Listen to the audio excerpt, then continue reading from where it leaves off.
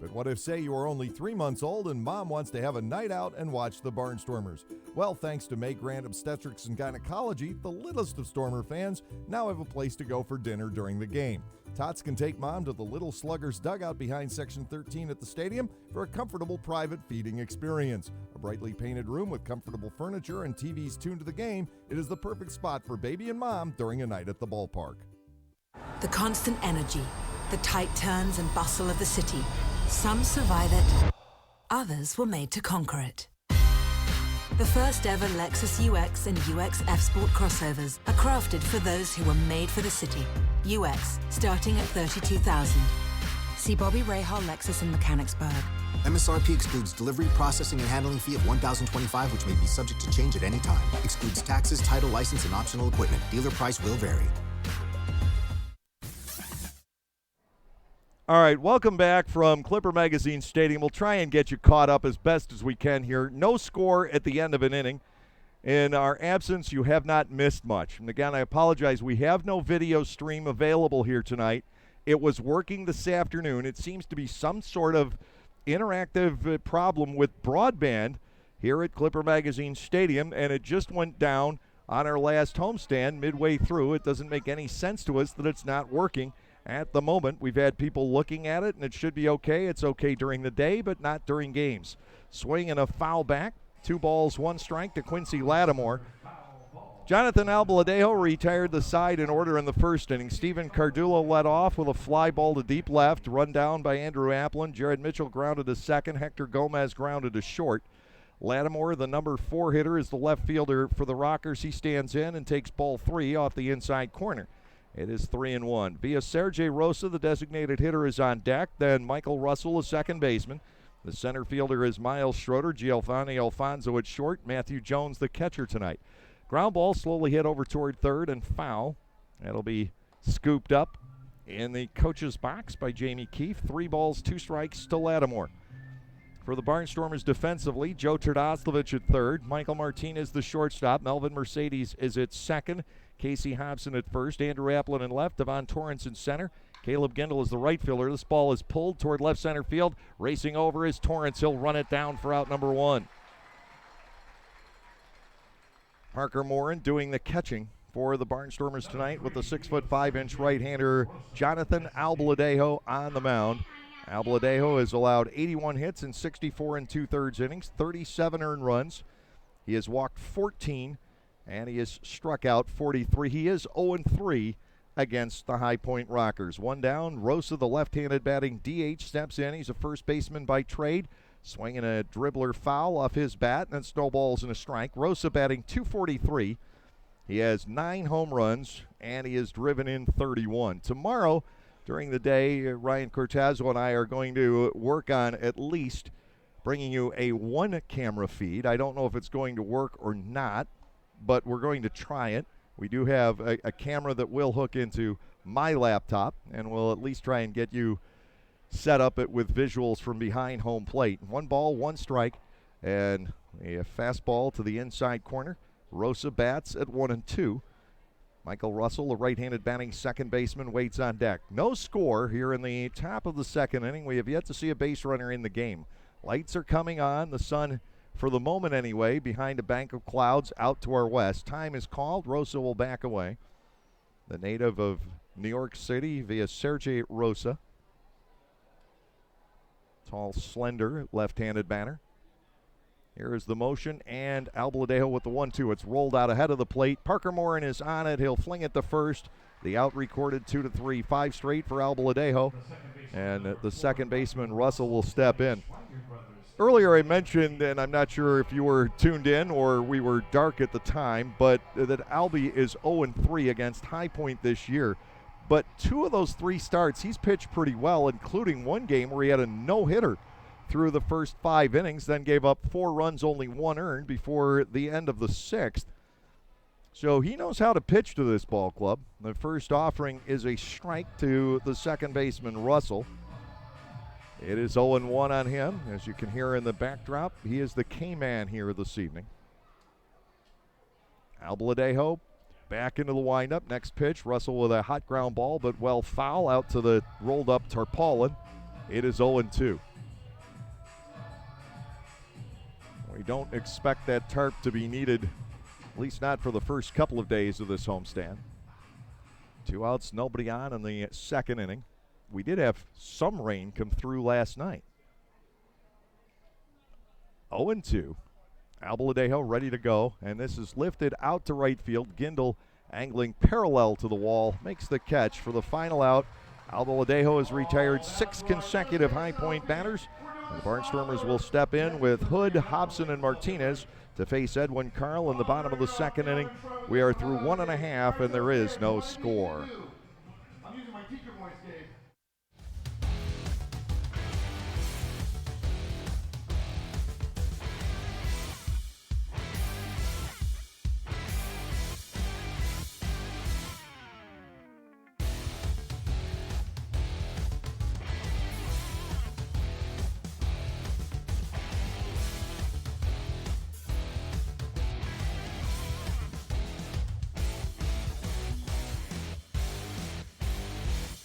Lancaster Bible College has been around since 1933, but did you know that they offer degrees in much more than just Bible?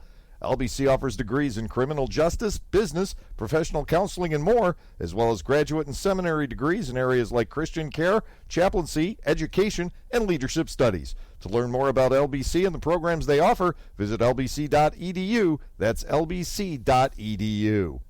Picking one thing over the other can be hard. Toast or avocado toast? Ooh, 4 or 5-inch heels. But with Pick Games from the Pennsylvania Lottery, drawn twice daily, picking's as easy as 2, 3, 4, or 5. Plus, add Wild Ball to any Pick game for even more chances to win. It's simple. Hey, what'll it be?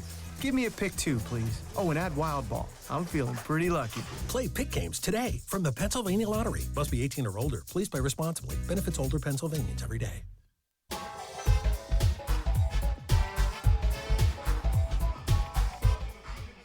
Destin Hood, Casey Hobson, and Michael Martinez scheduled for the Barnstormers as they step in the bottom of the second inning. It's been 9 up and 9 down for the 2 right-handed starters so far. Edwin Carl facing the Barnstormers for the second time this year. He beat them back on the 18th of June by a score of 4-1 at BB&T Point. First pitch to Hood is a strike on the inside corner, 0-1. Overall, Carl 3-3 with a 2.88 ERA. He's allowed 59 hits in 56 1/3 innings. The offering to Hood is knocked foul down the right side. Jared Mitchell giving chase, but gives up on it.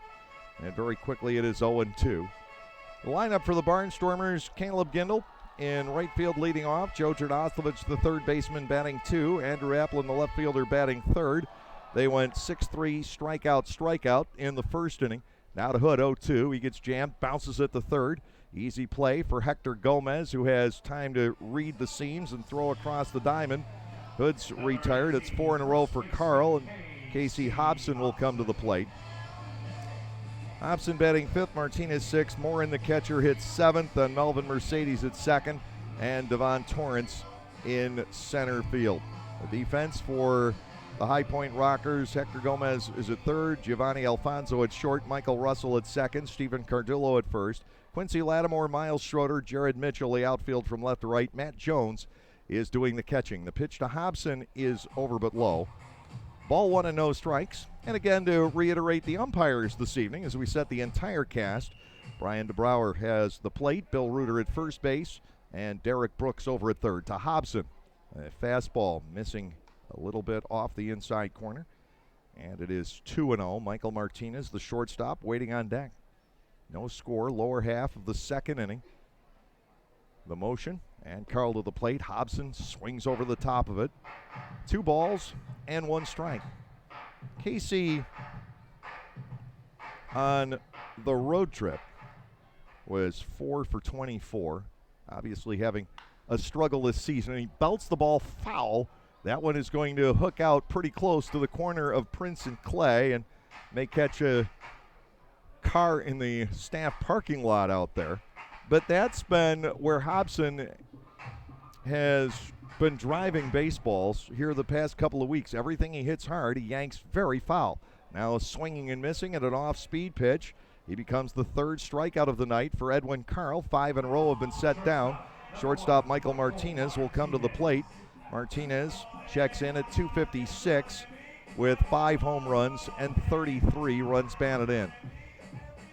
He made an incredible catch in the 7th inning on Saturday as York was beginning to rattle sabers. A bases-loaded pop-up off the bat of Isaias Tejeda, and Martinez raced back into shallow left field and made the over-the-shoulder catch to keep York from putting together a big inning. Down and away from Carl. It is a ball and a strike on Martinez. Parker Morin waits on deck. No score here tonight in the lower half of the 2nd inning at Clipper Magazine Stadium, as hopefully I've succeeded in getting you caught up the entire way. There is a high fly ball to right field. Back on it goes Mitchell all the way back, and once again, Michael Martinez homers against the High Point Rockers. Half his total coming against High Point, and he gives the Barnstormers a 1-0 lead. Martinez with his 6th of the season, and Lancaster goes up early. The Barnstormers have scored the first run in nearly half their games, and the ball club is on quite a streak in doing so.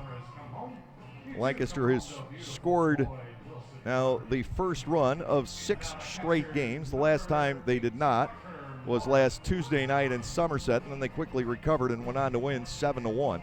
Parker Morin will step in. The Barnstormers catcher checking in at 253 with 3 home runs. He's driven in 14.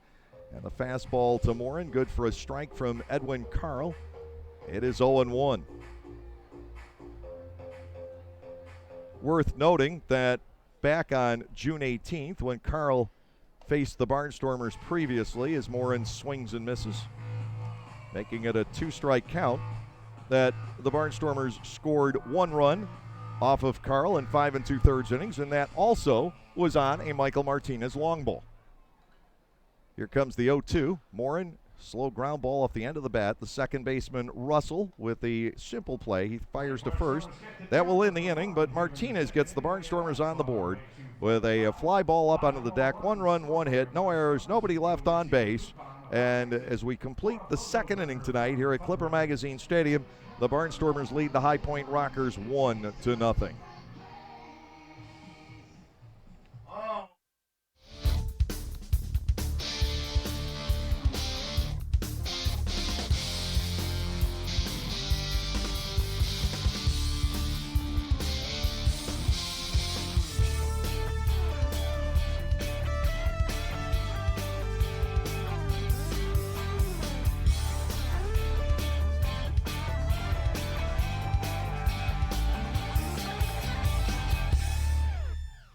Tuxedo Tour and Travel, your go-to motor coach bus company.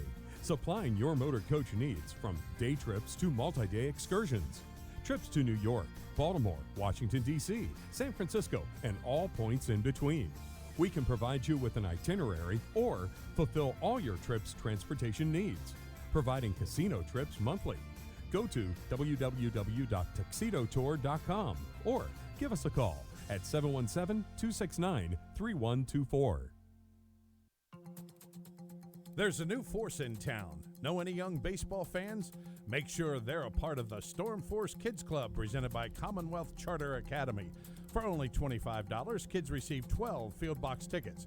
To go with the tickets, the Storm Force members will get a backpack, a t-shirt, an invitation to Silo's birthday party, and a chance to meet Barnstormer players over a bowl of ice cream, plus a lot more. What's better than that? Sign up at LancasterBarnstormers.com or stop by the stadium to get those kids involved.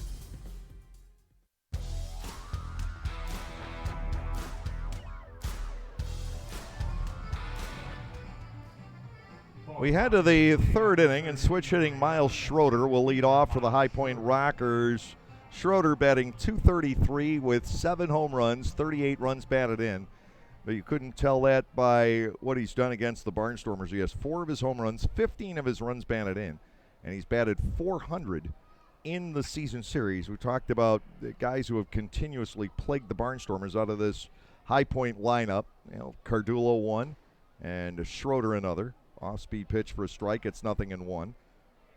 You could throw Quincy Lattimore and Hector Gomez on the pile. High Point has won 11 of 14 in the season series. Ground ball slowly hit to Melvin Mercedes here. An easy play. Schroeder was only a quarter of the way down the line by the time Mercedes had the ball. 1 out. Giovanni Alfonso, the shortstop, will come to the plate. 232 hitter is Alfonso with no home runs and 24 runs batted in. From a family of Mets. Giovanni Alfonso, the nephew of star second baseman Edgardo Alfonso. His dad managed in that organization for a while. In fact, managed Ross Peoples. Called strike to Alfonso. It is 0-1. The right-hander Albladejo comes back. This ball is poked to left center field. Racing over is Applin. Andrew can cover a lot of ground out there. He makes the grab. 2 up and 2 down. Matthew Jones, the catcher, will come to the plate. This is another guy who has far better numbers against the Barnstormers than he does against the league overall. He's a .202 hitter with 10 runs batted in. Against Lancaster, 7 out of 18, and he has knocked home at one point a winning run. Right-handed batter stepping in against the right-handed throwing Jonathan Albladejo, who holds the 1-0 lead here in the third inning. There's been one base runner, and he didn't stay out there very long. Michael Martinez circled him with his 6th home run of the season. First pitch, strike, as ruled by our good friend Stu upstairs, the eye in the sky, the electronic system. Stu, in case you're unaware, stands for Strike Tracking Unit, because I decided that the system needed a human nickname. 2 outs, nobody on. Albladejo comes back. Schroeder looks at that, up and in. It is ball 1, strike 1.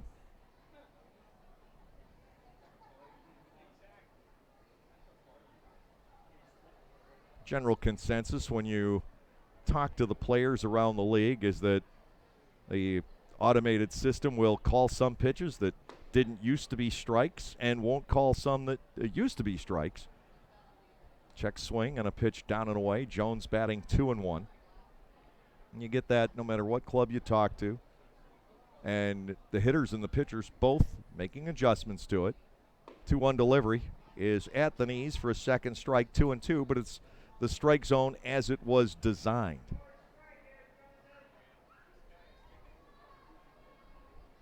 2-2. The count to Jones. Albladejo with a breaking ball. Got him, a swing and a miss. Jonathan with his first strikeout of the ball game. Albladejo has retired 9 in a row, and he's needed only about 28 pitches to do it. We come to the end of the top half of inning 3, and the Barnstormers remain up 1-0. You're enjoying today's game. I'm Rick Rogers with Rogers & Associates. We are pleased to join the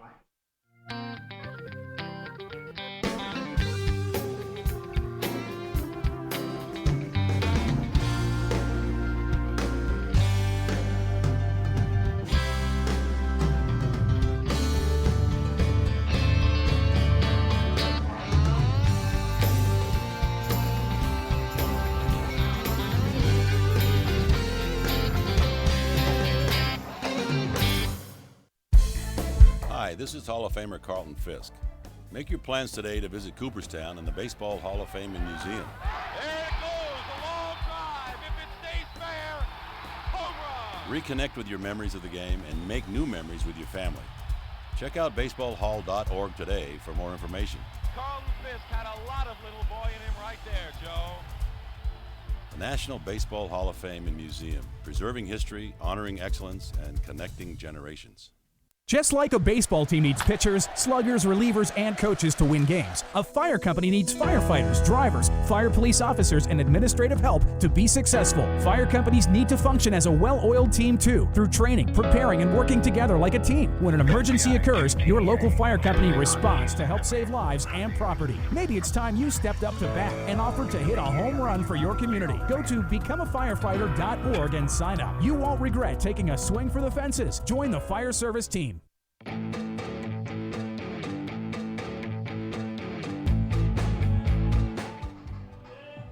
Melvin Mercedes stepping in to lead off the bottom half of the third against right-hander Edwin Carl.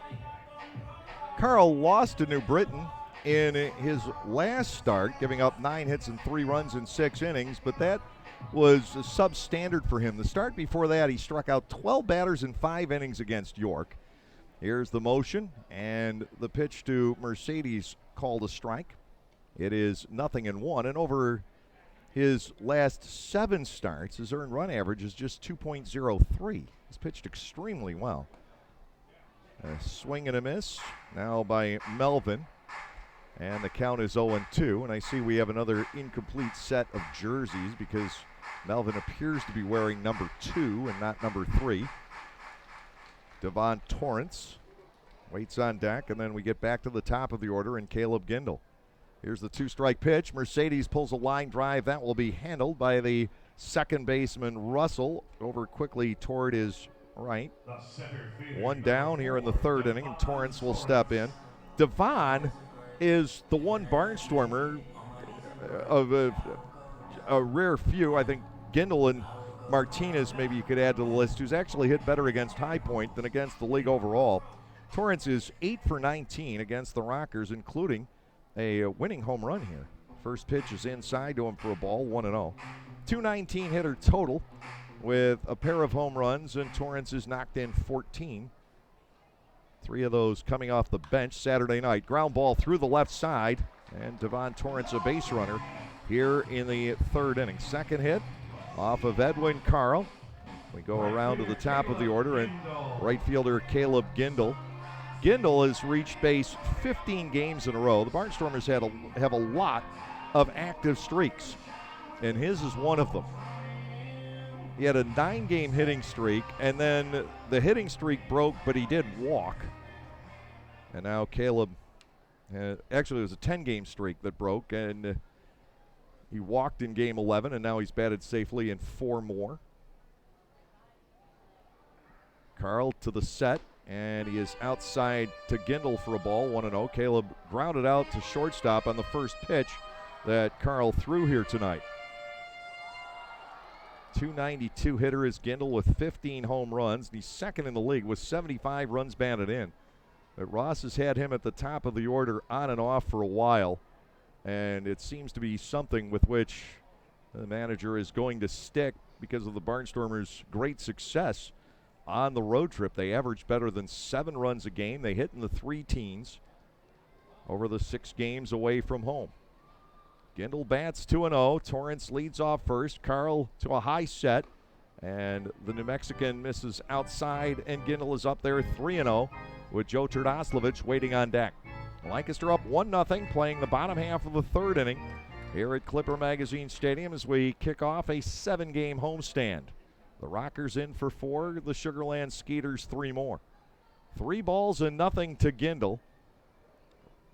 And the pitch, Caleb has the green light, a swing and a foul ball back. He took a huge cut at the Edwin Carl offering. Edwin has pitched in Winnipeg in the American Association the last 4 years, and he had a composite 28-15 record for the Gold Eyes. The only break in that had been when the Barnstormers picked them up for the September run back in 2015.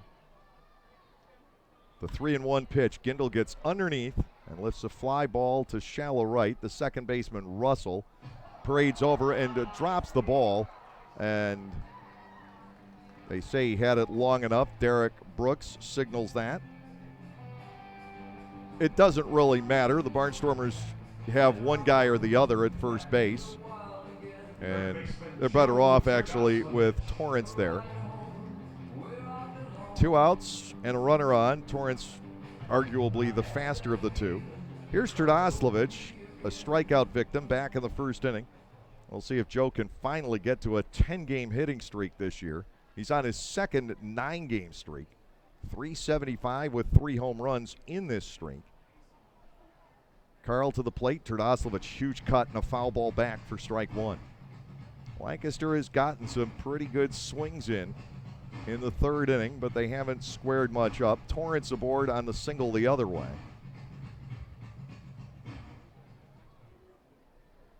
Joe Terdoslavich, 309 with 18 home runs, and he has driven in 62.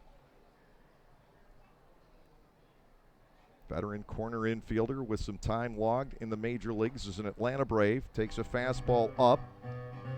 It is ball one, strike one. This 9-game hitting streak is just the continuation of what has been a great stretch for Trdoslavich overall. Last 26 games, he's hit .387 with 6 home runs. And that corresponds with the Barnstormers' overall hotter streak, in which the ball club has gone 14-12 outside, and Trdoslavich bats at 2-1. Lancaster 1 and High Point nothing. Bottom half of the third inning. Michael Martinez with a second inning home run with 2 outs. Good for the only run in the game. Torrance leading off first base. He's the only other base runner that we have seen this entire night. 2 balls and a strike to Trdoslavich. Here's the set and the pitch. Ball 3 is up. And Carl either has to throw Trdoslavich something he can hit or deal with another guy who has been, it's tough to say Applin's been hot. He's just making a contribution every night. He's hit safely in 26 of 27. 3-1 to Trdoslavich, and that ball is torched foul down the right field line into the first row of seats out there. That was in Olivia Lancaster territory where that ball was hit. 3 balls, 2 strikes, 2 outs. Torrance will be off and running. And I looked to my right, and Joey Greer's eating ice cream tonight. We don't have the Blue Ridge 11 here anymore with the nightly lure of the ice cream, which always somehow made its way into the telecast. First baseman Cardullo backs off. 3-2 to Trdoslavich. He'll take ball 4 inside. Torrance scooting ahead to second, and it's 2 on for Applin. Andrews struck out looking his first trip. Applin has hit .375 over the last 27 games with 6 doubles, 2 home runs, and 23 runs batted in. Somehow, some way, he finds a way to come up with a base hit in a big spot just about every night, and this would be it. Torrance at second, Trdoslavich at first. Edwin Carl ready to go, and Applin looks at ball 1 inside. Destin Hood, the designated hitter, waits on deck. Applin is only 5 for 28 against High Point, but High Point was the first club that he faced. Didn't get off to a great start here. It was after the last series against the Rockers in this ballpark that he caught fire. Again inside to him. Carl is at 2-0. The Barnstormers have 2 on with 2 out in the lower half of the third inning. Ross Peoples coaching third. Josh Bell over at first in the early stages of this game. 2 balls, no strikes to Applin. He takes one outside and low, and Carl has gone to 3-0. Destin Hood looms on deck, and he's still on that RBI tear. 29 in his last 21 starts because the guys are on front of him a lot. 3-0. Applin takes a look and takes a strike. Pitch got the knees. It's 3-1. Applin not known historically as being a power hitter, but he can use that wall in right field in this ballpark. All 4 of his Atlantic League home runs have been home. 3 balls, 1 strike, and Applin will take a cut and foul it back. He goes to 3-2. Torrance and Trdoslavich now will be on the run. Full count pitch with 2 outs and 2 on. This a big moment here in the third inning. Barnstormers on that last road trip able to get the big hits. Not so much 3-run homers or anything like that, just a lot of 2-run singles. Here's the payoff to Applin. He'll pull it foul sharply past Josh Bell and down toward the bullpen seats. The count continues, 3-2 on Andrew.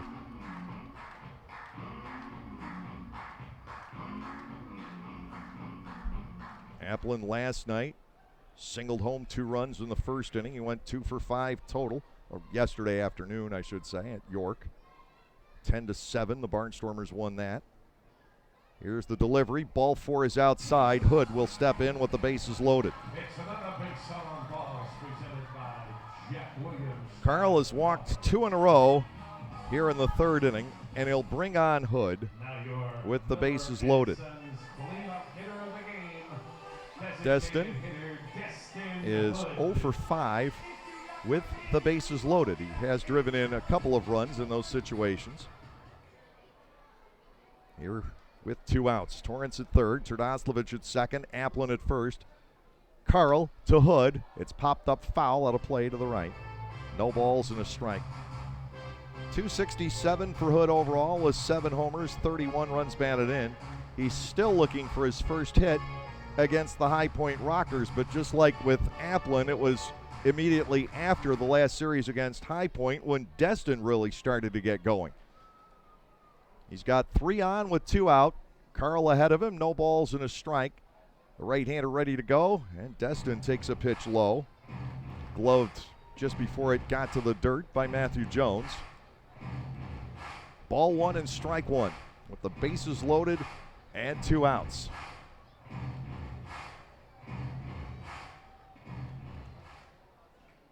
A single and 2 walks in the inning have the stage set for the Lancaster Barnstormers. Carl peering in, takes too long, and the big right-handed slugger Hood backs away. Product of Mobile, Alabama, hometown of Hank Aaron. 1 ball and 1 strike. The Carl pitch cut on and missed. And now Destin Hood trails at 1 and 2. Casey Hobson, the first baseman, is the on-deck batter. Lancaster looking for a big blow here. They've been hard to come by when the Barnstormers have played the High Point Rockers this year. 1 and 2 to Destin Hood. The pitch is cut on and looped foul off to the right. A very long inning for Edwin Carl in the third. He has thrown the ball 27 times already in this third inning, but it has not as of yet borne any fruit for the Barnstormers against him. 1 ball, 2 strikes. The count on Hood, trying to find a gap in the defense somewhere. Target is set by Jones. 1 ball, 2 strikes on the way. Hood just fouls it off the end of his bat. Destin gets to stick around. He drove in 10 runs on the road trip and was 9 out of 22. Hood's become a fixture in the cleanup spot and is the Barnstormers' designated hitter.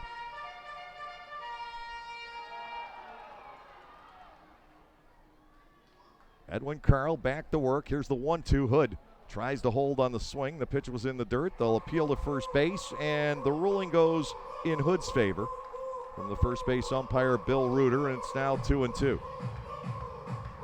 Jones quick to apply the tag and then requested the appeal from Brian DeBrouwer down to Bill Reuter. Hood still in at 2 balls and 2 strikes. Pitch number 30 of the inning, about to head home. Right-hander ready to go, 2-2, and Hood backs out of the way and gets ball 3. Well, there's nowhere to go from here. Bases loaded, 2 outs, 3 and 2. Everybody will be on the move.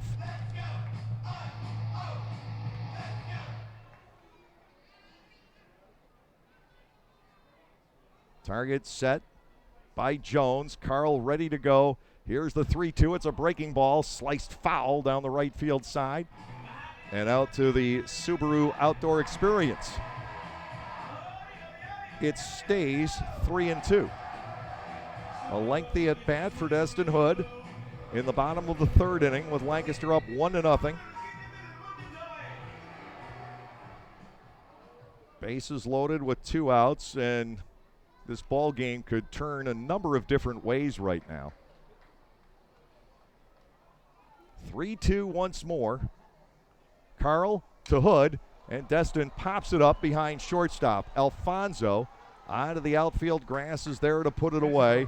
Hood was off balance, splintered his bat, on the contact and is retired by Carl to end the inning. No runs, 1 hit with no errors. The Barnstormers strand the bases loaded and will go to the 4th inning with the score Lancaster 1 and High Point nothing. It's the Mom Can presented by Sheetz.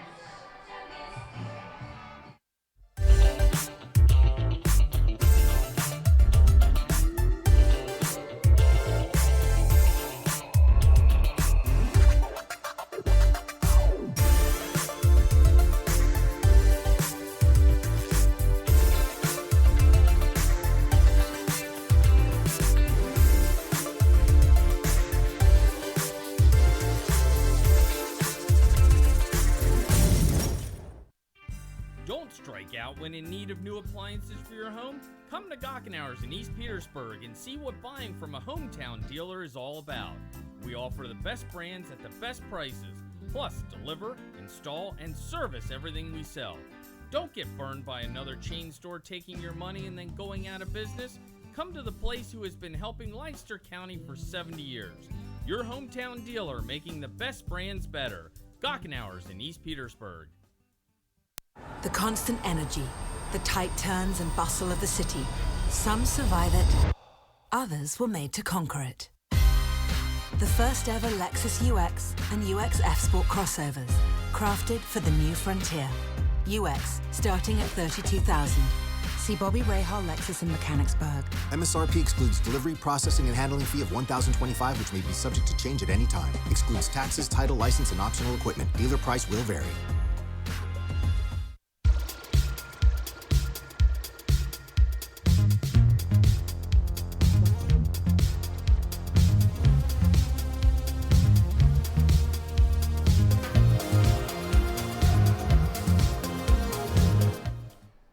One run, 2 hits, no errors, and the Barnstormers have left 3. No runs, no hits, no errors, nobody left. Jonathan Albaladejo clean through the first 3 innings, facing Steven Cardullo, who took him deep into the left field corner, leading off the game. A play run down by Andrew Applin. Ball 1 is inside from Albaladejo. It's 1-0. He had a lengthy wait through the bottom of the 3rd inning, ultimately an unproductive one for the Barnstormers. 1 ball, no strikes, and it's outside and low, chased back to the screen by Morin, but Cardullo declines the opportunity to run. 2 balls, no strikes from Albaladejo, who's walked only 14 in now 67 2/3 innings this year, and more than 2 in only 1 of his 12 previous starts. Cardullo played to pull. Torrance is well over toward left center, and Applin playing closer to the left field line. 2-0 pitch. Inside and low here. And Cardullo with a chance to reach base and get something started for High Point. Now, the Barnstormers won the 3rd game of the series opening weekend against the Rockers. Taken for a strike. Now to Cardullo, 3-1. But Lancaster has not won more than 1 game in any series against this ball club. They got swept the first time they went to BB&T Point. Down and away, it's ball 4. Cardullo is on with the leadoff walk. He has 12 stolen bases on the year. And Lancaster went back to High Point 4th of July week for a 4-game series. They won the first of the 4 there and only scored 6 runs the rest of the way. And then dropped the first 3 here at home in mid-July, and then won the finale of that series 5-3. But in the first 3 games, they scored 9 runs, 8 in the first game, and then they lost 2-0 and 7-1. Leadoff man is aboard. Here is Jared Mitchell in the 4th inning. Albaladejo will come to the set, and Mitchell inside and low. Ball 1-0. An unusual walk to start an inning out of Albaladejo. Now he's 1-0 on Mitchell. Lancaster with a 1-0 lead on the Martinez home run. And they left the bases loaded in the bottom of the 3rd. Destin Hood forcing a 3-2 count, but couldn't do anything with it. Check swing on a changeup, and that was outside. And it's ball 2-0. Albaladejo certainly in a fix here in the 4th inning. Turdoslavich up at the edge of the grass over at third. Mitchell, when he was with Sugarland earlier this year, had a 2-home run game here. The 2-0 offering, bang to center field. Torrance will scoot back, and he is there to draw it in. Heading back to first is Cardullo. Couple hard hit balls off of Albaladejo tonight, but the outfield has been strong behind him. 1 out, and Hector Gomez will step in. Gomez grounded to short back in the first inning. Gomez, another guy who has haunted the Barnstormers over the course of the season. He has 23 hits in the season series and 14 runs batted in the 14 games without hitting a home run. Infield sets, double play depth, 1 out, 1 on. Albaladejo pulls the foot off the rubber and chases Cardullo back to first base.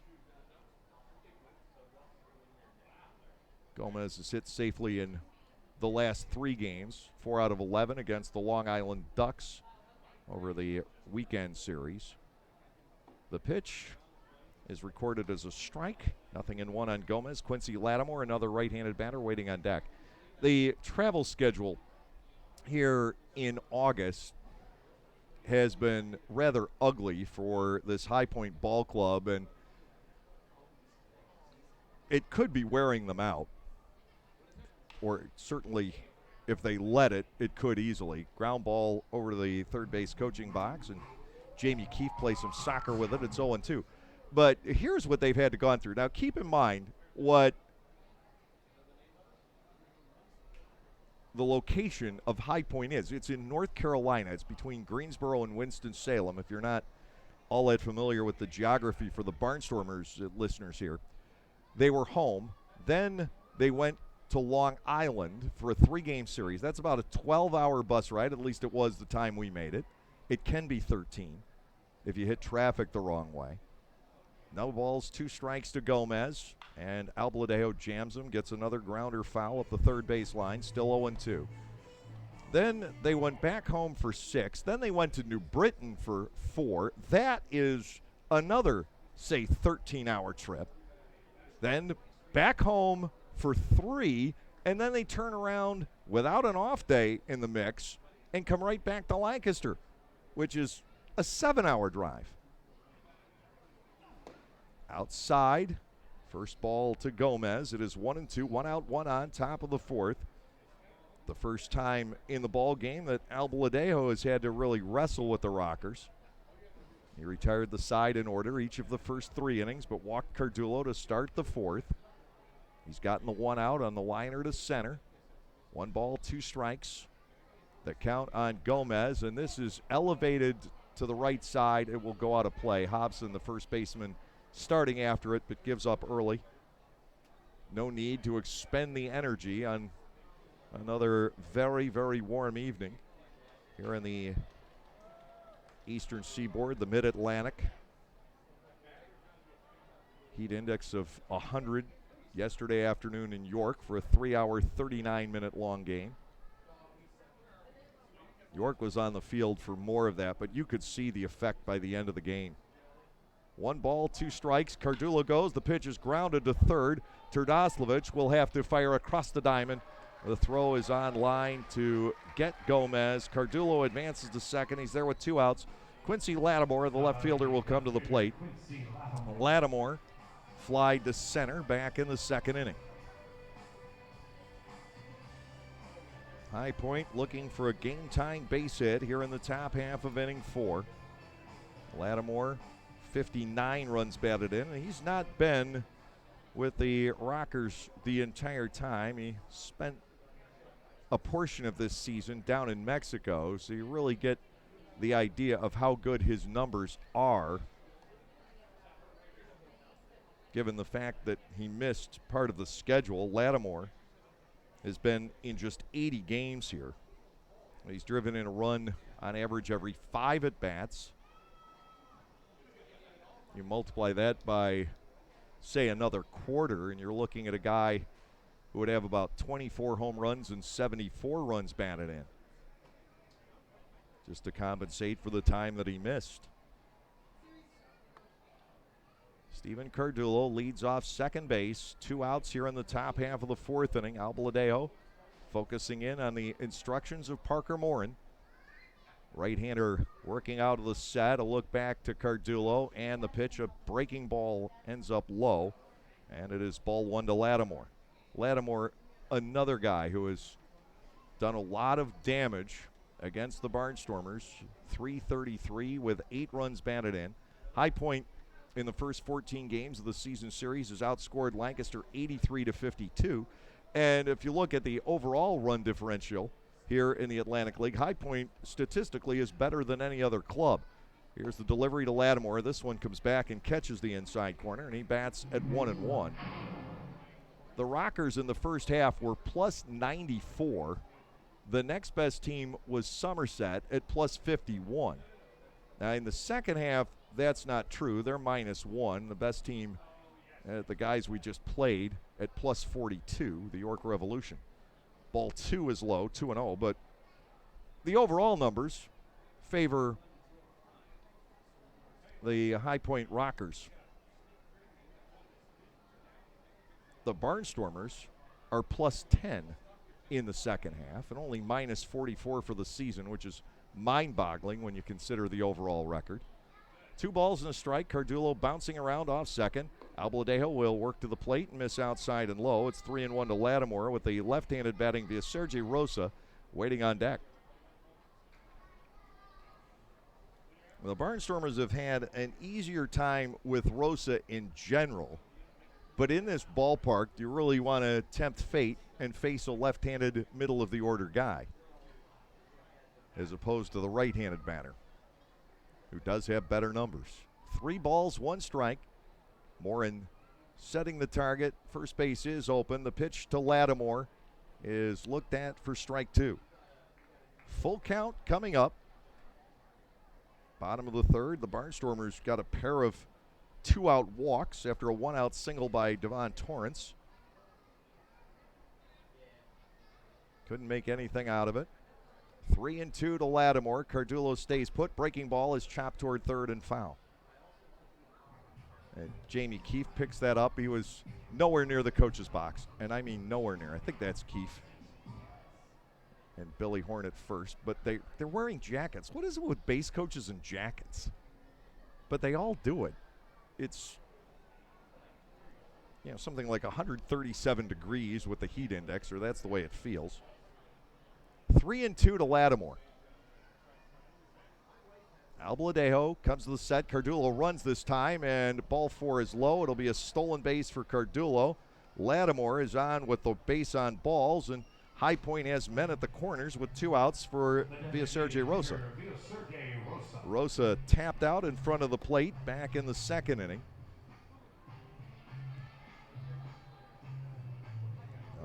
He has a chance to draw his ball club even, perhaps more, with the right field wall looming. .243 hitter at the outset of the game with 9 home runs. He has hit 1 long ball against the Barnstormers, and I believe it was here. Albaladejo floats it up to the plate for a called strike. It is 0-1 on Rosa. At third, Cardullo. At first, Lattimore. 2 outs in the inning. Cardullo well up the line from third. Fastball busted inside, taken by Rosa for a ball, and the count levels at a ball and a strike. Rosa joined the Rockers in late May toward Memorial Day weekend. His first game was on May the 24th.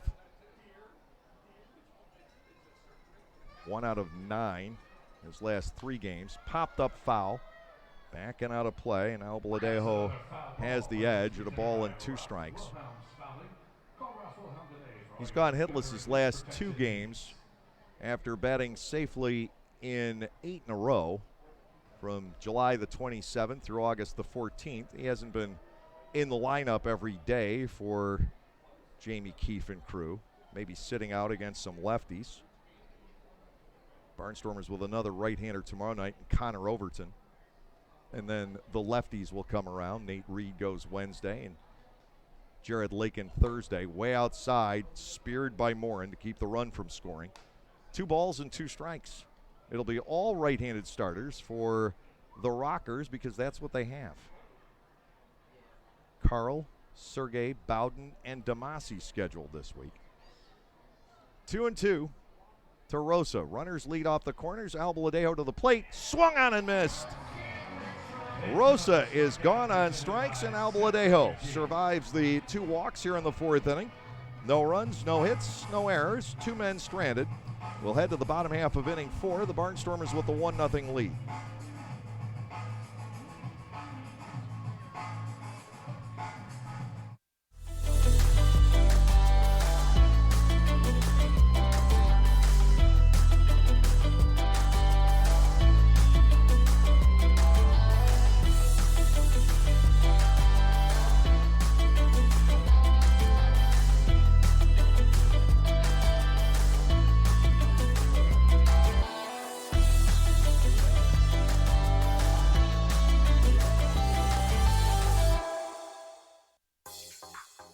Like craft beers? Well, the best place to be in Lancaster then is Clipper Magazine Stadium. That's right. Celebrate baseball or just a night with your friends at the Broken Bat Deck down the right field line. The Broken Bat features more than 20 local craft breweries and product from a local winery. Food is sold off a pub-style menu. And new for 2019, there will be a trivia contest every Saturday evening beginning at 5, hosted by Cheaters Never Prosper. So get together, hang out with your friends, make some new ones, and enjoy a night of craft beer sampling along with the Barnstormers game.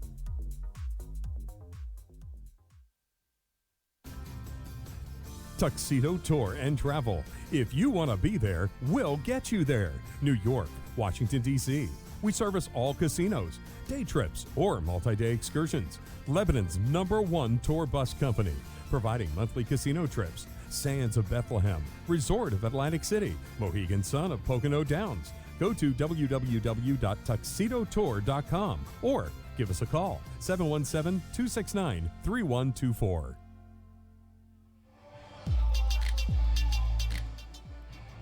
The Barnstormers hang on to the 1-0 lead, and now Hobson, Martinez, and Morin stepping in against Edwin Carl in the bottom of the 4th inning. Casey Hobson struck out his first time up, only after launching a ball that had to at least reach the player parking lot, if not beyond. Ball 1 is outside to him here, 1-0. The motion, Carl comes back. Hobson with a swing and a miss. It is 1-1. It just looks like, for whatever reason, Casey is out ahead of everything served up by a right-handed pitcher. 1-1. Carl is away. 2 balls and a strike. Edwin Carl had a long bottom of the 3rd inning. His pitch count really escalated through that. To Hobson, a strike at the knees, and we go to 2 balls and 2 strikes. 54 pitches thrown by Jonathan Albaladejo. I have Carl up to 60. Here comes the 2-2, big breaking ball. That doesn't get down soon enough. Hobson bats full, 3-2, trying to trigger the Barnstormers here in the 4th inning. Edwin Carl into his motion. The payoff pitch is strike 3 on the outside corner. Hobson is out on strikes for the 2nd time in the game. It's a total of 4 for the High Point right-hander, and now Edwin Carl's nemesis, Michael Martinez, comes to the plate.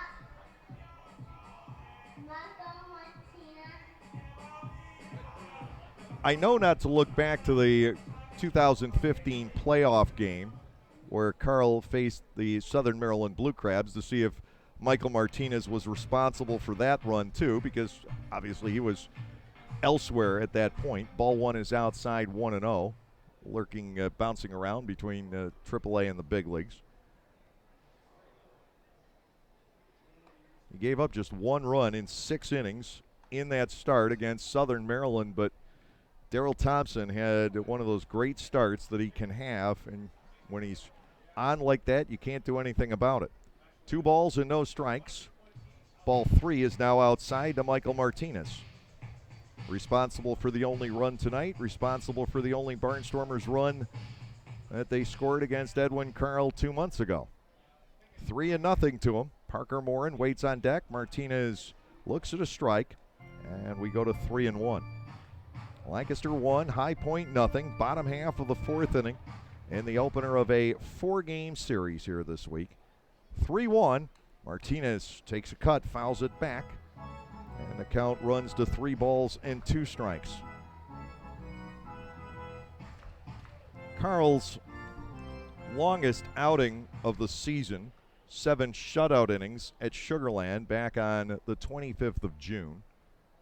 Here's the payoff pitch, and it's rolled and stays fair up the third base line. Scooping it up is Jones. His throw causes Cardullo to go down in a heap after handling it for the out.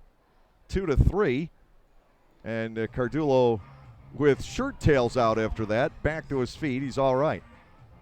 But Jones will have to apologize for that throw. He had plenty of time to gun it down to first base to get Martinez, but he pulled Cardullo to the foul side of the bag with that throw from along the third base line. Cardullo handled it awkwardly, was glad he could get out of the way before Martinez arrived. And now 2 outs. Here's Parker Morin, who grounded out back in the 2nd inning. Lancaster 1, High Point nothing. 2 outs, nobody on in the bottom of the 4th. Morin skies a ball up into the twilight. Miles Schroeder going back. He has a gauge on it and makes the catch for the final out. Arguably the second hardest hit ball, or maybe even the hardest, by a Barnstormer here tonight, but straight away, and no dice for Morin. Nothing across in the bottom of the 4th inning, and at the end of 4, Lancaster leads 1-0.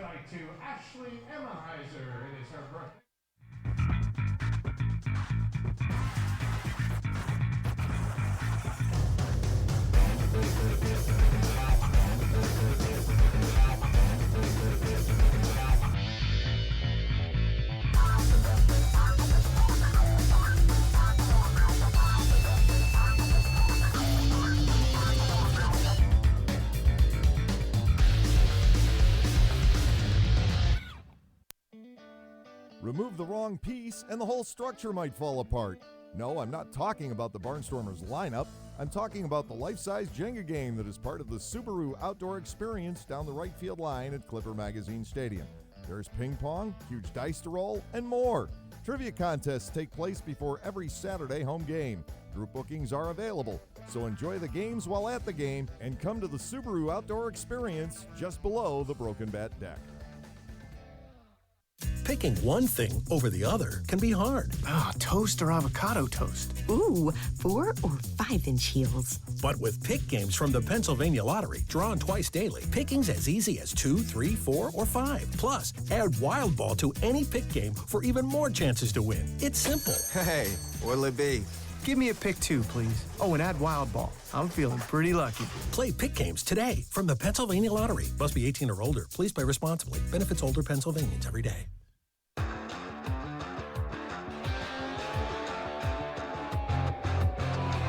Well, again, our apologies that we are only able to send an audio feed here this evening. The situation is being investigated as to what is happening to the video stream. And again, it is believed to be internet-based and not equipment-based, even though that's still to some extent open for debate, but that seems the most likely scenario. Here is Michael Russell leading off the top of the 5th against Jonathan Albaladejo. Russell fly to right back in the 2nd inning. Gindel catching it in front of the warning track. Albaladejo goes to work, and the pitch to Russell crosses the inside corner for strike 1. 1-0 Barnstormers. A Michael Martinez home run back in the 2nd inning has been it. Lancaster had an opportunity to score that went by the boards in the 3rd inning, and High Point likewise in the top of the 4th. Those opportunities mostly build on walks. 1 strike to Russell. Albaladejo ready to go. Here's the pitch, and that is beaten foul right to Schroeder in the on-deck circle. It's no balls and 2 strikes. Gorgeous sunset tonight here in Lancaster. Absolutely beautiful with the shades of dark purple and orange and aqua out behind the Wall in left field. 0-2 to Russell. Line drive, and that is caught by Martinez, staggering on the outfield lawn, 1 away. Russell retired. Schroeder comes to the plate. He grounded out to the second baseman Mercedes back in the third inning. Albladejo is a wizard at pitching to contact and looking for the defense to make the plays.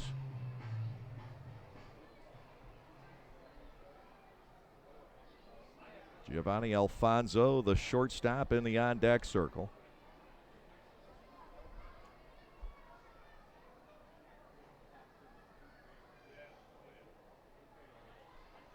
Albladejo going to work on Schroeder in the first pitch off the outer edge. It is ball 1 and no strikes. Schroeder has really done a lot of harm to the Barnstormers and started opening weekend. He had a great series here. Ball 2 is below the knees, 2-0. He's still listed on the roster as a catcher, but Matt Jones largely handles those chores. And Schroeder, not listed as an outfielder, but they only have 2 guys on the roster who are. He finds himself in center just about every game, at least from what we have seen. Ball 3 now is inside. Albie just missing with all 3 pitches during this turn at the plate for Schroeder. 3-0 on the way, and Schroeder could be turned loose. Albie knows that. Ball 4 is outside, and for just the second time this year, Albladejo walks more than 2 in a start. His third sends Schroeder to first base. Alfonso will come to the plate. Schroeder has been just 1 out of 15 in his last 4 games and 3 for 28 since the 4th of August. And really in a tailspin, but seeing the Barnstormers might cure that. Schroeder was 8 for 15 with a homer and 5 runs batted in opening weekend here. And he did catch one of the games that weekend. Here's the delivery. Breaking ball to Alfonso. Line to right center field. That is the first High Point base hit. This will send Schroeder to third. And a back pick throw to first base. Gets away from Hobson. Schroeder thinking about coming home to score, but holds up as Casey tracks the ball down. Alfonso with a single into right center field. Schroeder goes to third. And the catcher, Matthew Jones, stepping to the plate. Jones, a strikeout victim, back in the third inning. Now, Albladejo tonight goes 4 1/3 before giving up the first base hit. We mentioned that one start that he had against the Rockers in High Point.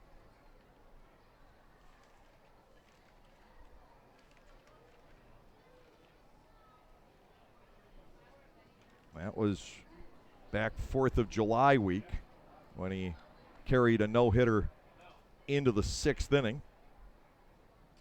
And then an error got everything going, and it was downhill. They had 3 doubles in the inning. Now to Jones. High fly ball, center field. This should be deep enough. Torrance will make the catch. Tagging off third is Schroeder. There may be a play at second, but the relay does not get Alfonso, who moves ahead, and High Point has tied the game on the Jones sac fly. 1-1 the score. Alfonso up the second base. That was a gamble on the part of the Rockers. If Torrance had fired right away to second, there probably would have been a play, but Devon hit the cutoff man in the middle of the diamond, and by the time Hobson refed the middle infielders, it was too late to get Alfonso. Well, here is Steven Cardullo with 2 outs and Alfonso at second base in what is now a tie ball game here at Clipper Magazine Stadium. 1-1 the score.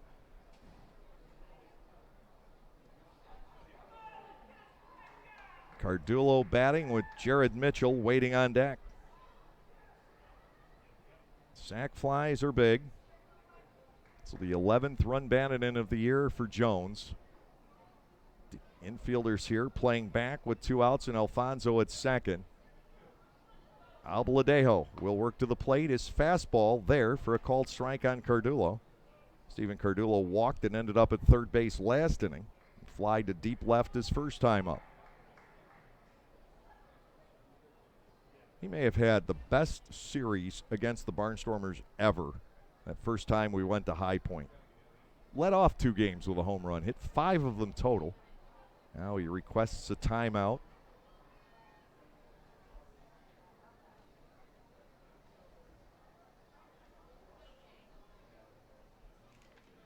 He got to Davies for a leadoff home run. And he got the Buddy Bauman for a leadoff home run. He only doubled off Lakin leading off the ball game and then homered his next time up. Here's the 0-1 on Cardullo. Popped up right side and out of play. Morin strips the mask but never has a chance. 2 strikes. The count to Steven Cardullo. Giovanni Alfonso, the runner at second base here. Mercedes, Torrance, and Gindel scheduled in the bottom of the inning. 1-all in the top of the 5th. The Barnstormers had scored 17 runs in the first 4 innings in the series at York. They got to all 3 starters. Facing Edwin Carl tonight has been a completely different adventure. 0-2. Taking off for third is Alfonso. He'll make it on a pitch in the dirt. He had that stolen off Albaladejo. And the 10th steal for Alfonso on the year. 1 ball, 2 strikes, Cardullo. You'll see more and more of that with these new rules in the Atlantic League. And what it does, and I've always said taking third base on the second out doesn't make that much of a difference. But it makes it more likely that the pitcher isn't going to bounce the baseball to the hitter. A check swing by Cardullo. He did not go, says Bill Reuter over at first base. But he came close. 2 balls, 2 strikes with 2 outs. Alfonso at third base in a 1-1 ball game.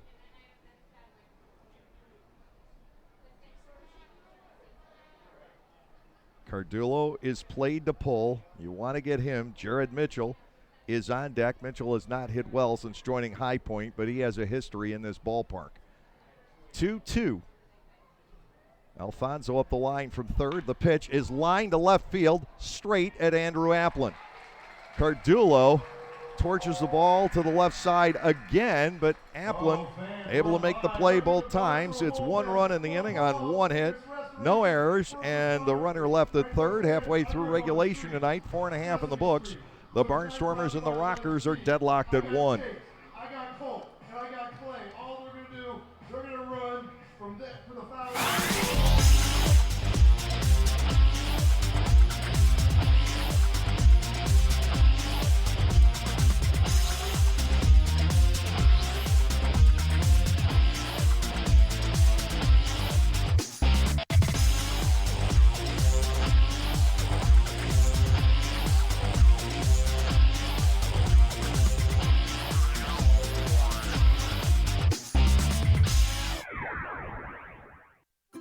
At Clipper Magazine Stadium, we have hot dogs and popcorn, peanuts, soda, and nachos. But what if, say, you are only 3 months old and mom wants to have a night out and watch the Barnstormers?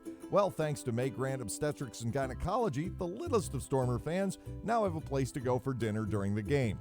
Tots can take mom to the Little Sluggers dugout behind Section 13 at the stadium for a comfortable private feeding experience. A brightly painted room with comfortable furniture and TVs tuned to the game, it is the perfect spot for baby and mom during a night at the ballpark.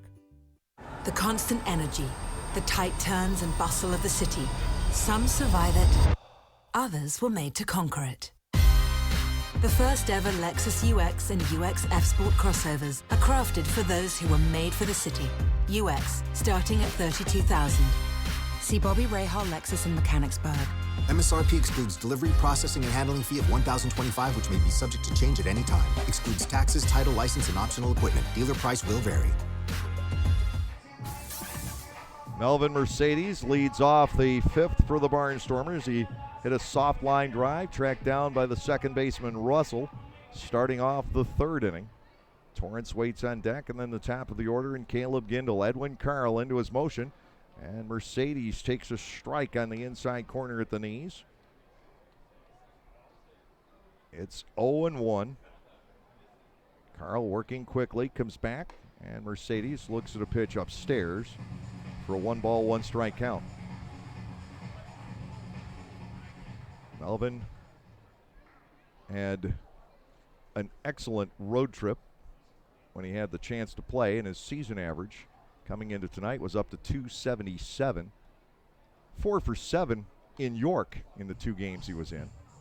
Foul ball back, and it's a ball and 2 strikes from Carl, whose biggest asset is his ability to locate. Edwin started his career in the Kansas City organization, got to Double-A, was with the Dodgers briefly. Here's a 1-2 breaking ball that is rolled out ahead of the plate. Should be an easy play for Jones. Better throw this time than last inning. Mercedes is gone 2-3, and with 1 out, Devon Torrance steps in. Torrance had a single back in the 3rd inning, the second and last Barnstormers hit of the night. This is frustrating after you watch the Barnstormers on the last road trip accumulate 69 hits in 6 games. The club has reached 10 in 7 consecutive contests. Edwin Carlo has certainly been a different story tonight. Checking the Barnstormers on just 2 hits so far. Torrance shows bunt and then takes high. It is ball 1 and no strikes. Ross Peoples now has no jacket. He's coaching third. Not sure who that is at first base. To Torrance. Foul ball back. He had a home run swing there. It is 1 ball and 1 strike. Caleb Gindel in the on-deck circle for the Barnstormers. But Carl has held the top 4 in the lineup tonight. Gindel, Terdoslavich, Applin, and Hood in check. And those guys have all been red hot. Here's the 1-1. Torrance goes the other way with a foul ball. Carl is ahead of him at a ball and 2 strikes. Edwin Carl using his entire repertoire and moving the ball around in the strike zone. And the Barnstormers have hit very little hard over the course of this game. Here comes the 1-2 to Torrance. He is going to drag a bunt over on the right side. Carl will try to scoop it up and then kick it into foul territory. Torrance aboard on a bunt single. And the Barnstormers have their 3rd hit of the game, a 1-out runner in the bottom half of the 5th inning. Edwin Carl was going to have an incredibly tough play to make, even if he had been able to stay on his feet and scoop that ball up. Instead, he raced over, lost his footing, slid, and kicked the ball into foul ground. Caleb Gindel to the plate. Gindel is 0 for 2 tonight. 15-game on-base streak for the Barnstormers right fielder. He was 6 for 20 on the road trip. He drove in 6 runs, including 4 on Saturday night against York.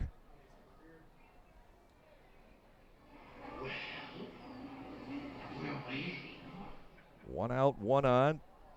Torrance, 17 stolen bases, but he doesn't have one in the last month. His last coming at Long Island a month ago tonight. He got injured on the play. Gindel goes after the first offering and fouls it away. No balls and a strike. Lancaster 1 and High Point 1, bottom of the 5th inning. Solid contact against Edwin Carl has been very tough to come by tonight. 0-1. Gindel takes outside for a 1-ball, 1-strike count. Home run by Martinez and a pair of hits for Devon Torrance. And that's been it for the Barnstormers.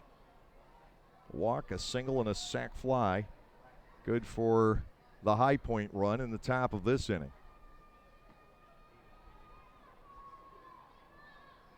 Gindel awaiting the 1-1. Carl to the plate. Caleb, a wicked cut and a miss. 1-2. Terdoslavich waits on deck.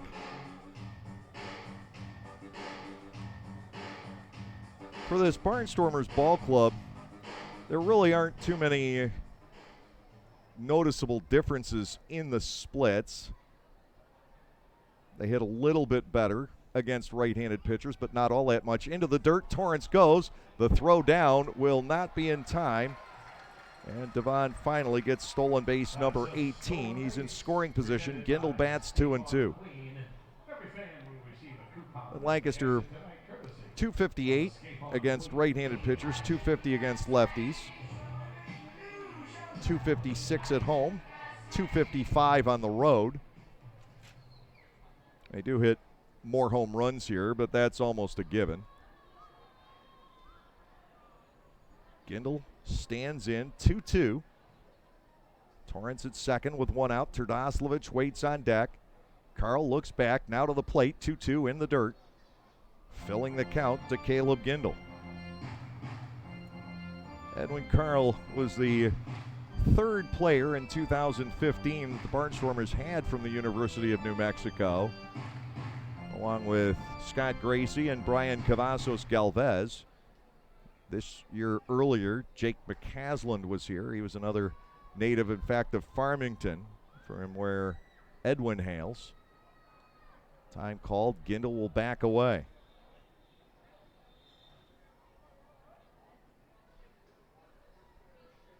Three balls, two strikes. Torrance leads off second base. Here's the pitch to Gindel. He leans, he looks, and he gets ball four. A second runner is added. It's the third walk issued by Carl. Gindel's on-base streak is extended to a 16th game. Joe Terdoslavich coming in, a strikeout and a walk for him. Torrance at second. Gindel now the runner at first base. Lancaster has had 6 base runners in the game, 4 for the High Point Rockers, and we've seen a total of 6 walks and only 4 hits. Terdoslavich looks at a fastball to the inside corner at the knees. It's 0-1. Tie ball game. Terdoslavich up. Applin waits on deck. The Barnstormers in need of a go-ahead base hit.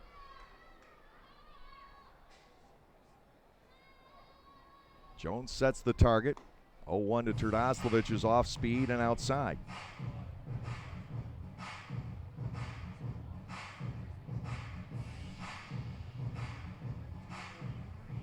One and one to the third baseman. Torrance off second. Gindel off first. Terdoslavich hitting just .216 against High Point. Here comes the delivery, and it tickles the outside edge. 1-2 now on the third baseman. Andrew Applin is on deck. He has not been able to extend his most recent hitting streak either. On base streak, yes. We talk about Applin hitting in 26 of 27. He does not have a long on base streak. He did not get on base in the one game he missed hitting. To Terdoslavich, that is strike 3 called. 5th strikeout for Edwin Carl. Andrew Applin to the plate. Applin has struck out and walked so far tonight. It is the called third strike for Carl against the Barnstormers' left-handed hitter. He's gotten Applin, he's gotten Hobson, and now Terdoslavich. 2 on now with 2 outs. The Barnstormers 0 for 2 with runners in scoring position in the game. So is High Point. Applin swings, clubs a ball down the right field line. Will it stay fair? That ball is gone. A home run for Andrew Applin, and the Barnstormers lead 4-1. A line drive just fair down the right field line up onto the deck. His 5th home run, and again, they have all come here at home. It is a 3-run home run at big speed, and you too can have big speed with service for your Big home run for Andrew Applin, and now he is hit safely in 27 out of 28. You too kick him home to a Picks up his 29th, 30th, and 31st runs batted in.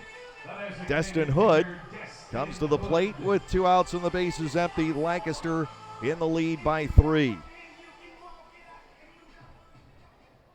Line drive home run by Applin. First pitch in for a strike on Destin Hood. It is 0-1.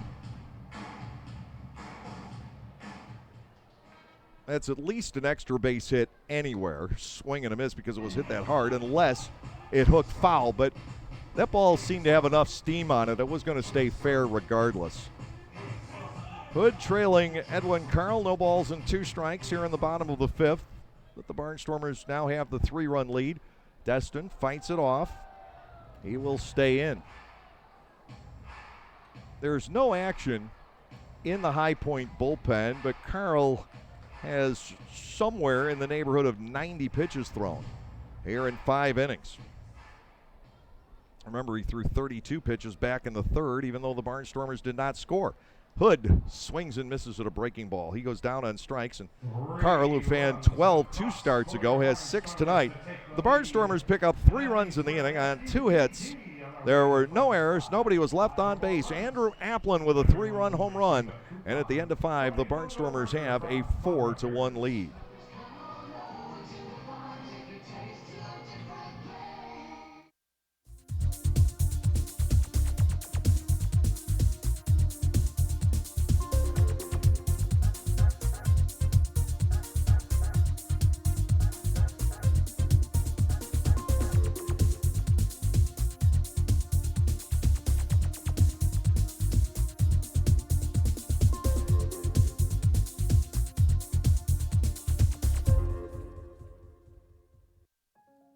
The National Baseball Hall of Fame and Museum is a place with thousands of stories to be told.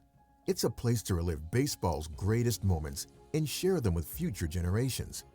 It's a place to experience the game and how it has shaped our history.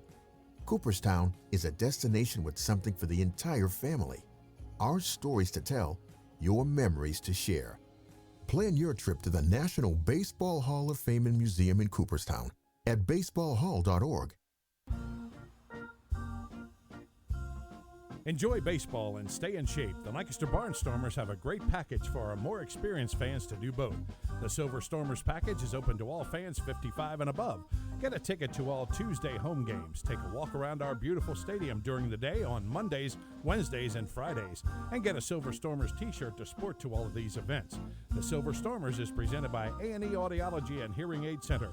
Sign up today at the stadium or at LancasterBarnstormers.com.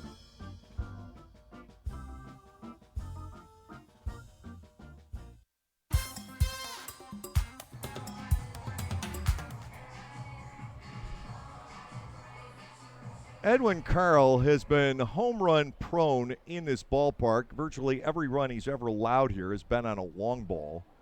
Gave up a 2-run shot. I believe it was Randy Ruiz with the Long Island Ducks in 2015. I may be wrong. And then in the playoff game against Southern Maryland, he gave up a home run to Jovan Rosa. Hard to remember. He was with Southern Maryland originally in this league because we saw him at New Britain for so long. The ball is low. 1-0 on Jared Mitchell starting off the 6th inning. Mitchell is 0 for 2, a ground out and a line out. Jonathan Albaladejo ready to go. Mitchell shows bunt and takes ball 2.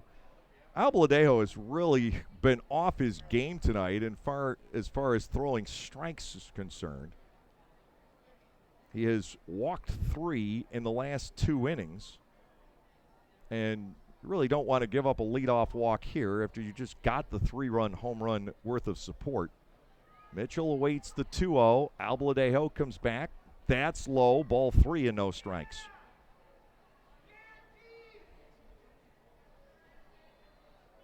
Gomez and Lattimore will follow in this 6th inning. To Mitchell, 3-0. And that's taken for a strike on the inside corner. Mitchell, a former LSU Tiger, both baseball and football player, will bat at 3-1. Albaladejo trying to throw the ball club's 11th quality start in the last 16 games.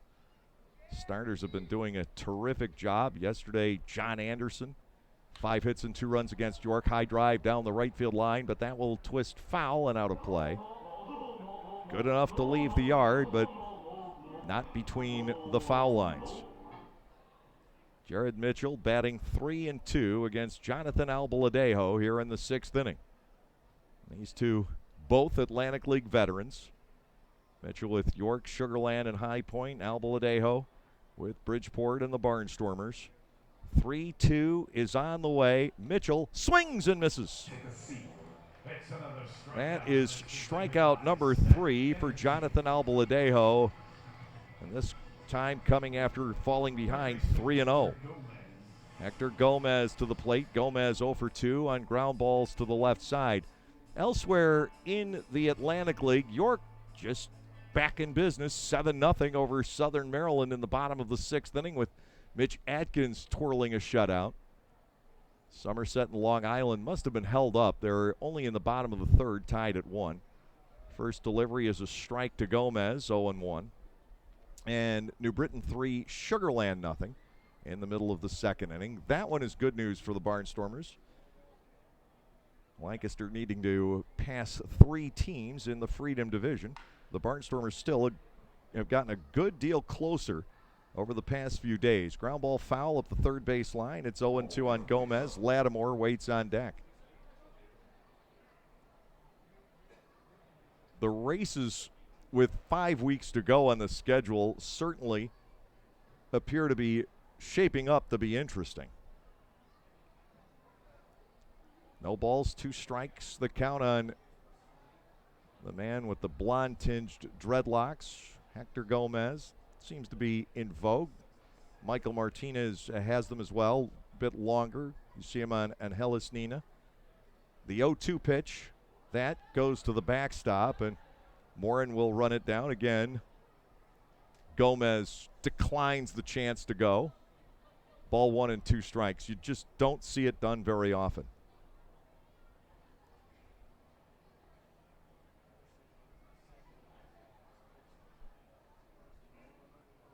We have seen the new rules in play tonight. Devon Torrance was the first man on in front of the Applin home run. He bunted with 2 strikes for a base hit. Hector Gomez awaiting the 1-2 from Jonathan Albaladejo into the motion. The pitch is lined out to right field, but slicing back toward Gindel, who has an easy play. 2 outs. Quincy Lattimore will step in. Lattimore has flied to center and walked. 0 for 1 for Lattimore here tonight. Albaladejo started this inning off on a troublesome note, falling behind Jared Mitchell 3-0, but he has recovered tremendously. Now 2 outs, nobody on. Lattimore stepping in. Albaladejo will bring it home, and he is off the inside corner. Ball 1. Albie threw 6 1/3 against the Somerset Patriots last Wednesday. He allowed 6 hits, 2 runs. Michael Kraus was his problem spot. Kraus singled and homered off of him. Now ball 2. Oh, that's a strike on Lattimore. A little bit of a delay again, and the count is 1-1.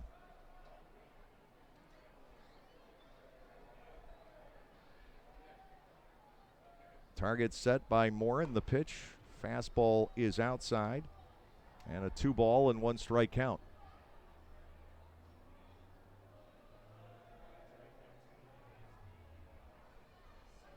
Defense plays Lattimore to pull. Turdoslavich guarding the line at third. Everybody's deep here. That's ball 3. A little bit inside. Lattimore is now on the verge of a walk. On the Major League scoreboard, the Royals and Orioles tied at 1, top half of the 6th inning. Washington slugging Pittsburgh. It's 11-0 in the bottom of the 4th inning in Pittsburgh. 3-1 on Lattimore. Almost got hit by it, and Albaladejo has walked a season-high 4. 2 outs, and now via Sergey Rosa, the designated hitter, to come in. Rosa has tapped out to the catcher and struck out. Padres 2 and the Reds 1. They're playing the top of the 5th in Cincinnati. Big night so far for Seattle, an 8-1 Mariners lead at Tampa Bay in the bottom of the 4th inning. Brewers Cardinals no score through 3.5. The end of 1, the Angels already have 5 runs on the board at Texas. The Rangers responded with 1. 2 outs, Lattimore the base runner, Albaladejo to the plate, and Rosa takes a ball upstairs. Michael Russell, a second baseman, waits on deck. Barnstormers have left-handed action in the bullpen. Minnesota owns a 2-0 lead at home against the White Sox, bottom 2. Astros 4, Tigers 1 in the first inning. It's Brian Harper warming up. Here comes the 1-0. Skied foul to the left and out of play. Ball 1, strike 1. I'm sure that Ross Peoples would like to see Albaladejo finish off this 6th inning before he goes to his pen. Again, Astros up 4-1 over the Tigers at the end of an inning, and the only Major League game not yet underway features Colorado against Arizona in Phoenix. 1 ball, 1 strike to Rosa. Ground ball, second base. Handled cleanly by Mercedes. It was right at him. Short throw to first. Rosa's retired. And Albaladejo is through 6. No runs, no hits, no errors. One man left on base. Not too many hits off Albie tonight. He has given up a season-high 4 walks. And we'll go to the bottom of the 6th with the Barnstormers enjoying a 4-1 lead.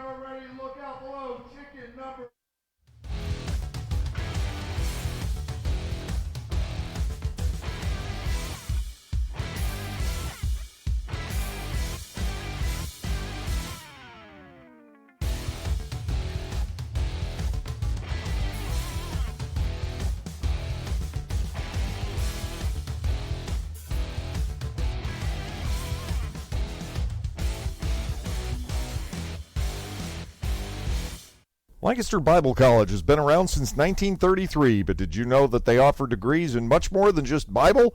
LBC offers degrees in criminal justice, business, professional counseling, and more, as well as graduate and seminary degrees in areas like Christian care, chaplaincy, education, and leadership studies. To learn more about LBC and the programs they offer, visit lbc.edu. That's lbc.edu.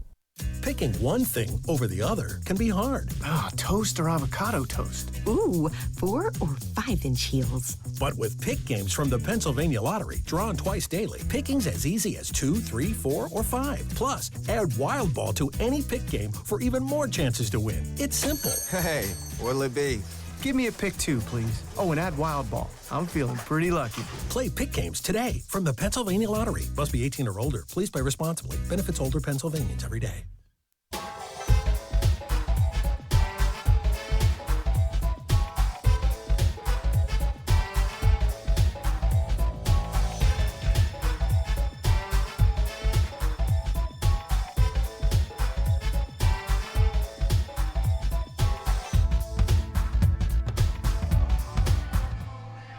Casey Hobson leads off the home 6th.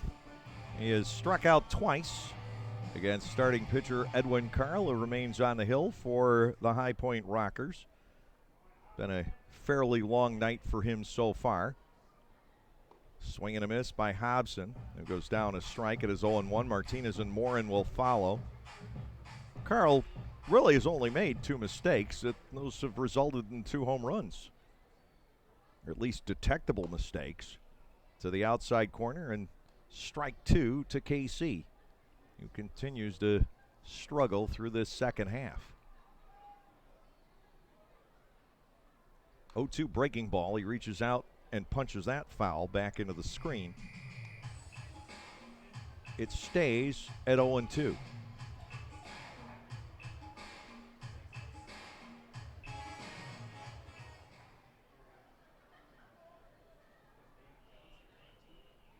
Next delivery skips to the backstop, and that is ball 1.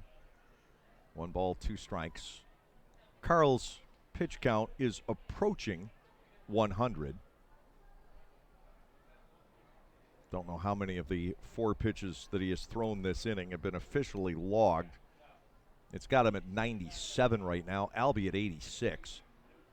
Hobson dribbles it up the first base line. He's got to avoid the ball. Picking it up is Carl, and he misses with the throw. He had a tough angle.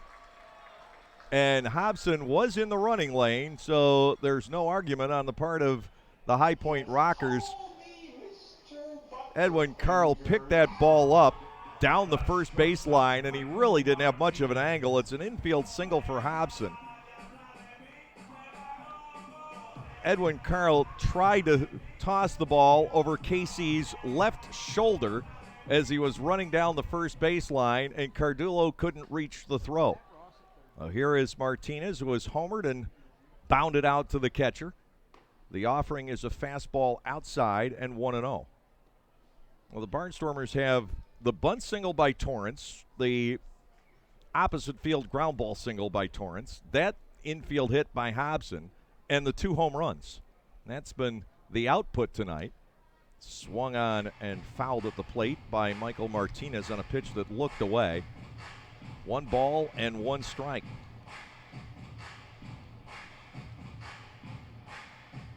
Carl right up there around 100 pitches, and a left-hander has begun to throw in the High Point bullpen. That is Chase Hutchinson, the Atlantic League veteran with his 3rd ball club, and seems to have found a home in High Point. Martinez at a ball and a strike. Hobson not much of a lead off first. Carl will deliver, and Martinez bangs a base hit into right field. Hobson on to second. Martinez with his second hit of the game. The Barnstormers have something building in the bottom of the sixth, already leading 4-1. Parker Morin will come to the plate. Morin is 0 for 2. We'll see how quickly Jamie Keefe is able to visit the mound. Frank Viola just signaled down there to check in if Hutchinson is ready or not. Morin has grounded to second and flied to center. He's batting with Hobson at second, Martinez at first. The switch-hitting Melvin Mercedes waits on deck.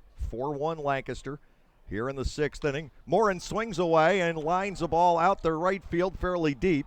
Mitchell is there to make the catch, and the runners are forced to hold.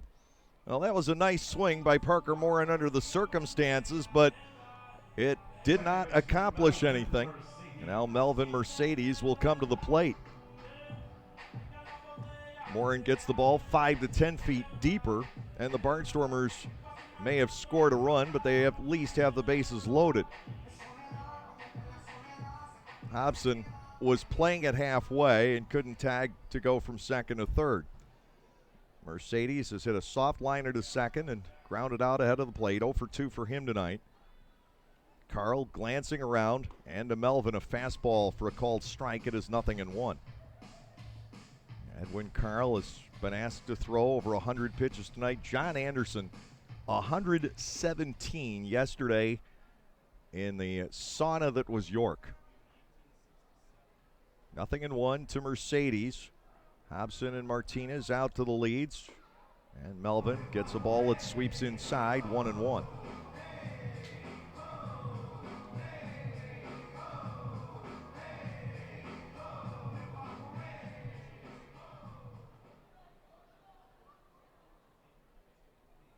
Mercedes trying to find a hole in the defense. Schroeder, the center fielder, very shallow here. Ball 2 is low and away, 2-1. Schroeder, and pretty much Lattimore in left field also. Incredibly shallow there. Darian Sanford shallow. We'll see if Mercedes can take advantage and get a ball past them. 2 balls and 1 strike to the Lancaster second baseman. And he'll take a break as Carl seems to need one. 4-1 Lancaster, bottom of the sixth inning. The Barnstormers seeking more. To Melvin Mercedes, roller foul, 2-2.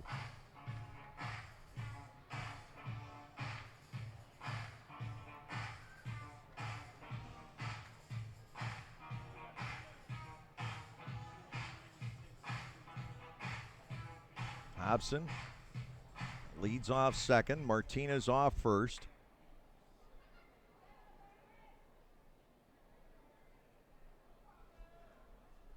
Martinez awaiting the 2-2 delivery. Edwin Carl to the plate, and it's outside and low, filling the count.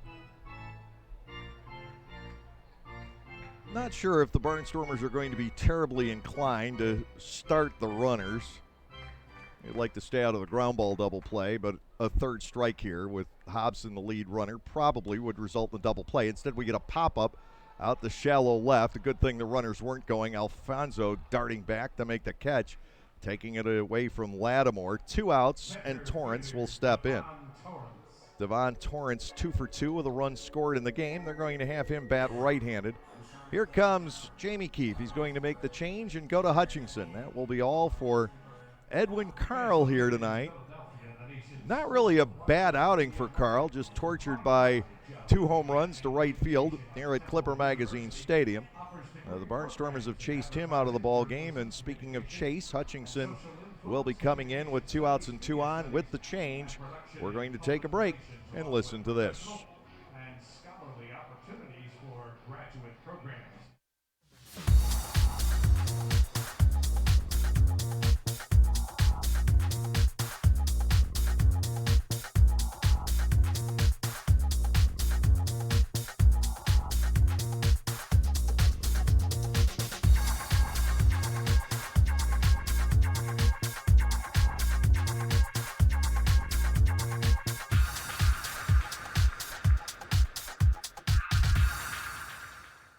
Localflavor.com, local flavor. Localflavor.com, local flavor. Excuse me, are you saying localflavor.com? Oh, yeah, it's where I save big bucks on all kinds of things. Home improvement projects, dining out, family fun, electronics, jewelry, clothing. I even bought my wife a fancy spa package for half price. Half price? Yep, you know all the deals you find in Clipper Magazine. I love Clipper Magazine. Well, they're all on localflavor.com too. And you can get them right on your phone thanks to localflavor.com's mobile app. Here, take a look. Well, this app is amazing. Look at all these restaurants, amusement parks, car washes, fitness centers. This is worth sharing about. Exactly. Localflavor.com online, the Local Flavor mobile app, and Clipper Magazine together. It's like a triple play. Do the cheer again. I'm in. Localflavor.com, local flavor. Come on, everybody! Localflavor.com, local flavor. Localflavor.com, local flavor.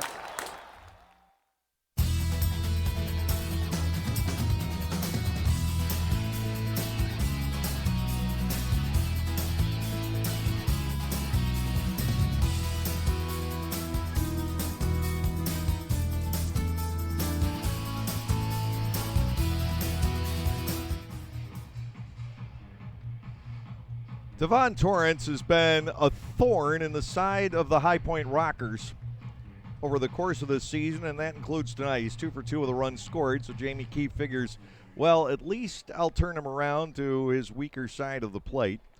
And Torrance will step in right-handed with Hobson at second and Martinez at first with 2 outs. Chase Hutchinson will deliver, and his first pitch is outside. It is ball 1 to Torrance. He singled to left in the 3rd inning and ended the inning at third base, and then bunted for a base hit in the 5th and eventually scored on the Applin home run. Ball 1 from Chase Hutchinson. Hobson at second, Martinez at first, now with 2 gone in the inning. And Torrance will take ball 2 outside and low. Left-handed batting Caleb Gindel waits on deck. 4-1 Lancaster, bottom of the 6th inning. Carl gave up 6 hits and 3 walks in 5 2/3. He struck out 6.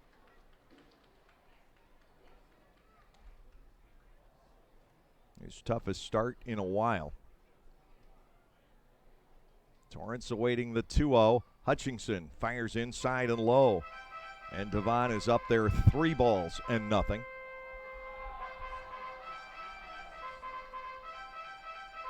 Gindel due next. Hutchinson really a challenge for any left-handed batter.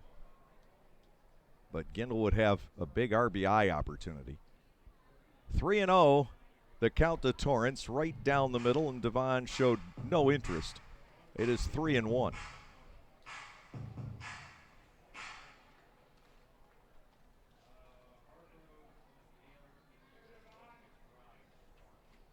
Runners take their leads off first and second. Hutchinson will fire, and Torrance screams it to the gap in left center field. That ball is going to roll all the way out to the track. Hobson scores. Martinez is being waved. Heading for third is Torrance. The throw will get away. And Torrance thinks about scoring, but it's backed up by Hutchinson. A 2-run triple to the alley in left center field for Devon Torrance. And it's 6-1 Lancaster. If anybody on this ball club has the High Point Rockers figured out, it's Devon Torrance. His first triple, and he drives in 2. The runs are charged to Carl, who ends up allowing 6. Caleb Gindel batting with the runner at third base and 2 outs.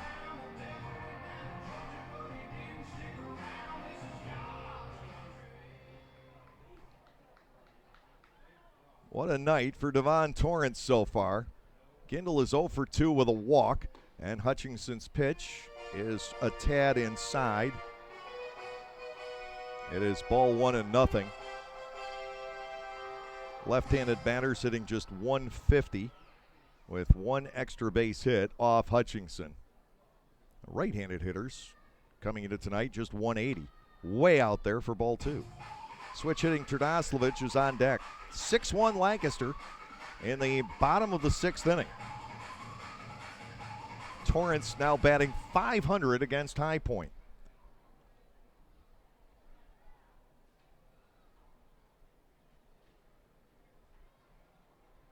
2-0, the count to Gindel. Here's the offering, and Caleb drives it to center fairly deep. Hustling back is Schroeder, but he'll have a play. He's got it for the final out. However, the Barnstormers tack on 2 more runs on 3 hits with no errors. Torrance left at third. And as we close out the 6th inning, the Barnstormers lead the High Point Rockers 6-1.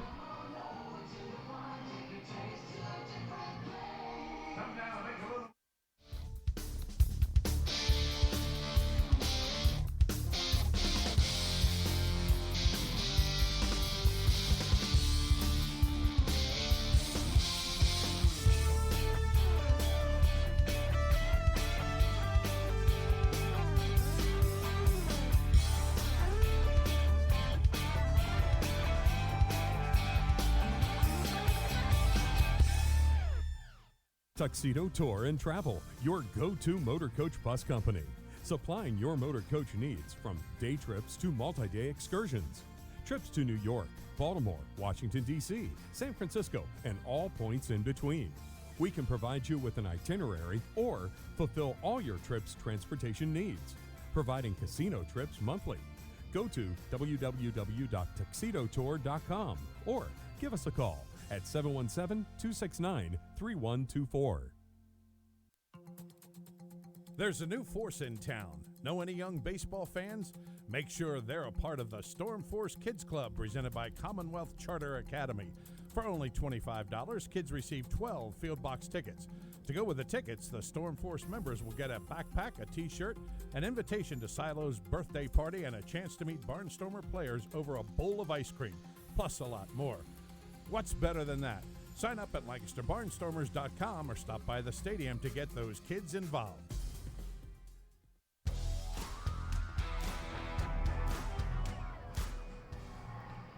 Jonathan Albaladejo has given up 1 run through 6 innings. That's not unusual, but typically at this stage of the game, you'd see maybe 6 hits for the opponents and no walks. Well, Albaladejo's had a little bit of a different approach tonight. He's been effectively wild. He's only allowed 1 single, but he has walked 4. Here is Michael Russell leading off the 7th. Russell is 0 for 2. He has fly to right and line to short. The delivery outside and low from Albaladejo on his 87th pitch. Ball 1, no strikes. Lancaster will keep the bullpen active. A 5-run lead, so Ross is less likely to pull the trigger early. Nobody's actively throwing at the moment. Brian Harper was up last inning to Russell. It is now 2-0. At times, it almost looks like Albaladejo maybe forcing the ball up there. He's walked Lattimore twice, Cardullo once, and Schroeder once. 2-0 to Russell. Albaladejo comes back, and he sweeps that past the outside corner for ball 3. 4 walks, the season high. Albaladejo had walked only 14 in his first 12 starts total. He had 4 starts without a walk at all. And he hadn't walked a High Point batter. Those were the 3 starts. Ball 4 is outside to Russell. He walks his 5th. Boy, oh boy. That will bring on Schroeder, who was grounded out and walked. Through 3 starts, 15 innings, Albaladejo had not walked a High Point batter. He had struck out 18, but he'd given up 23 hits.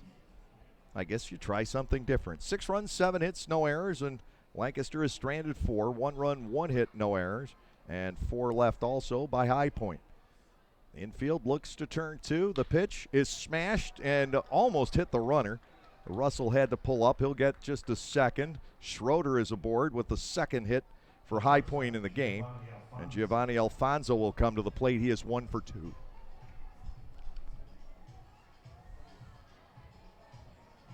Now the bullpen goes into high alert, and once again it's Harper getting loose.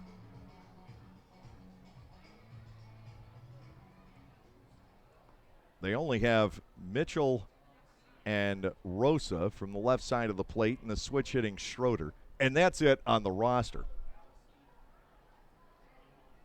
First and second, nobody out in the 7th inning. The biggest threat so far for High Point. They scored a run in the 5th inning after getting men to first and third with one gone. The sac fly for Matthew Jones, the man on deck. Good for that run. Alfonso singled into right center, the only other hit off Albaladejo so far tonight. The offering and the pitch. Ground ball slowly hit towards shortstop. Scooping it up, Martinez, and he can only get Alfonso. 6-3 on the throw across the diamond. Russell to third, Schroeder to second. Matthew Jones will come to the plate. He has a strikeout and a sac fly. As long as Albaladejo can get outs here, the Barnstormers should be fine. It's the top of the 7th with a 6-1 lead. But if Jones should happen to deliver a base hit, all of a sudden the tying runs in the on-deck circle and the complexion of the ball game changes. Lancaster has scored 5 runs over the last 2 innings. Ross trying to ride his starting pitcher through a 7th inning, but he may not be able to. Jones awaiting, and Albaladejo delivers a pitch that stays inside for ball 1. Cardullo is on deck. He's hit the ball hard twice, but where Applin could get to it out in left field. 1-0 from Albaladejo to Jones. Jonathan comes back, and he is up and in. Ball 2 and no strikes. Trouble spot here in the 7th inning. Harper, who pitched a perfect inning yesterday, has gotten up for the 2nd time. 2 balls, no strikes, the count on Jones. Here's the motion. Albaladejo to the plate, swinging a foul ball back. It's 2-1. That takes a little bit of the pressure off.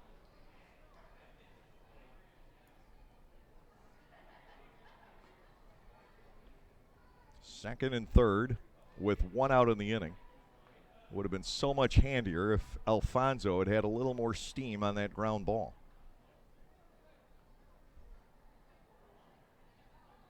Two balls, 1 strike to Jones. Martinez savvy enough not to try anything heroic there and not get an out at all. Breaking ball is wide, 3-1. Albaladejo closes in on 100 pitches for the ball game. Russell leading off third. Schroeder off second base with 1 out in the inning. Matthew Jones awaits a 3-1 pitch. Jonathan Albaladejo looks at the lead runner, delivers 3-1, and that is strike 2. It just got the inside corner. Filling the count on Jones.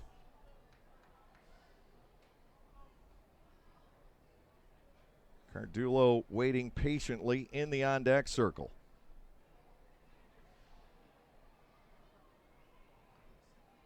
3-2 is due. Here's the motion, the payoff pitch, beaten foul, and they get to do it all over again.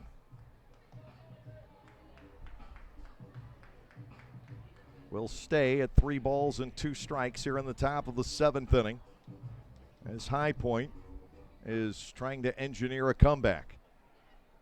6-1 Lancaster. We were tied going into the bottom of the 5th. The Barnstormers since have gotten a 3-run home run by Andrew Applin and a 2-run triple by Devon Torrance. Payoff is due to Jones. Albaladejo to the plate, and this ball is thundered out the left field. Applin scrambling back, still going, and the walls will not contain it. Matthew Jones with his first home run of the year. It comes to left field here at Clipper Magazine Stadium, and we've got a 6-4 ball game. And that was what the Barnstormers could not afford to have happen. Was a big blow like that, and High Point is back within 2. It'll bring on Cardullo against Albaladejo.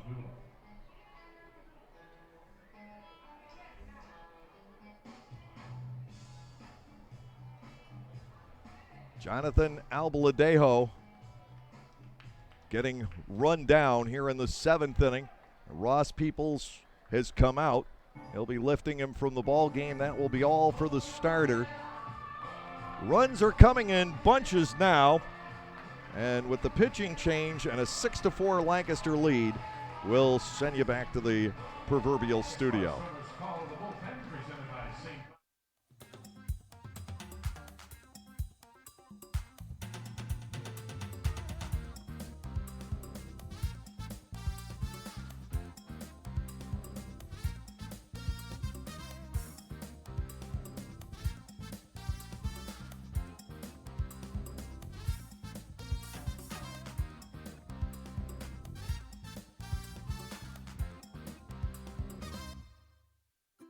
At Clipper Magazine Stadium, we have hot dogs and popcorn, peanuts, soda, and nachos. But what if, say, you are only 3 months old and mom wants to have a night out and watch the Barnstormers? Well, thanks to May Grant Obstetrics and Gynecology, the littlest of Stormer fans now have a place to go for dinner during the game. Tots can take mom to the Little Sluggers dugout behind Section 13 at the stadium for a comfortable private feeding experience. A brightly painted room with comfortable furniture and TVs tuned to the game, it is the perfect spot for baby and mom during a night at the ballpark. Tuxedo Tour and Travel. If you want to be there, we'll get you there. New York, Washington, D.C. We service all casinos, day trips, or multi-day excursions. Lebanon's #1 tour bus company, providing monthly casino trips. Sands of Bethlehem, Resort of Atlantic City, Mohegan Sun of Pocono Downs. Go to www.tuxedotour.com or give us a call, 717-269-3124. A 3-run home run for Matthew Jones is first in the Atlantic League and hit to the fat part of Clipper Magazine Stadium. Suddenly we have a 2-run game. Stephen Cardullo will be facing Brian Harper with 1 out, nobody on in the 7th inning. Albaladejo goes 6 1/3. He gives up 3 hits, 4 runs all earned, 5 walks and 3 strikeouts for him here tonight. Cardullo is 0 for 2 with a walk, 2 loud outs to left field for the High Point first baseman, and Jared Mitchell looms on deck as the potential tying run. Harper delivers a dart for a strike. It is 0-1.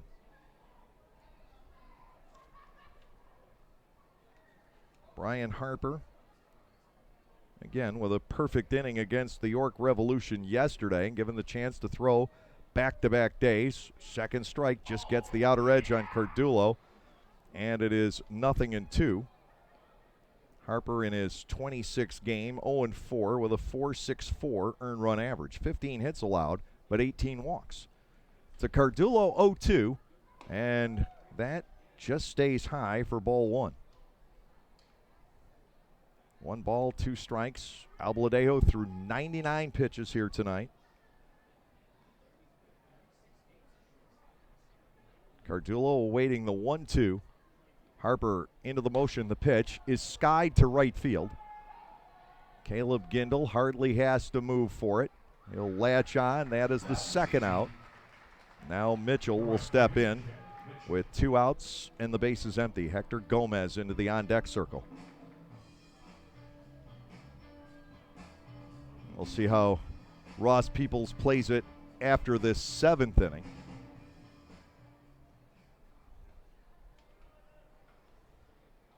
Mitchell tonight 0 for 3 against the right-handed starter Albaladejo.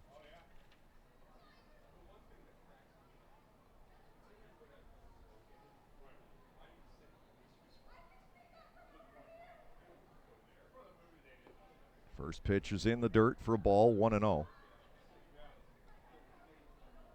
Harper into the ball game arguably to face Mitchell and not Cardullo. Cardullo, a much better hitter against lefties, but Harper won the battle. 1 ball and nothing. Mitchell takes a strike at the knees, and the count levels at 1-1. 6-4 Lancaster, top of the 7th inning. We have seen 2 3-run home runs in the game. In fact, Jones has all 4 runs batted in for High Point tonight. The Barnstormers with a 3-run homer and a 2-run triple. They're coming in bunches, and they're coming recently. Breaking ball off the glove of Parker Morin and also off the plate. 2 balls, 1 strike to Jared Mitchell.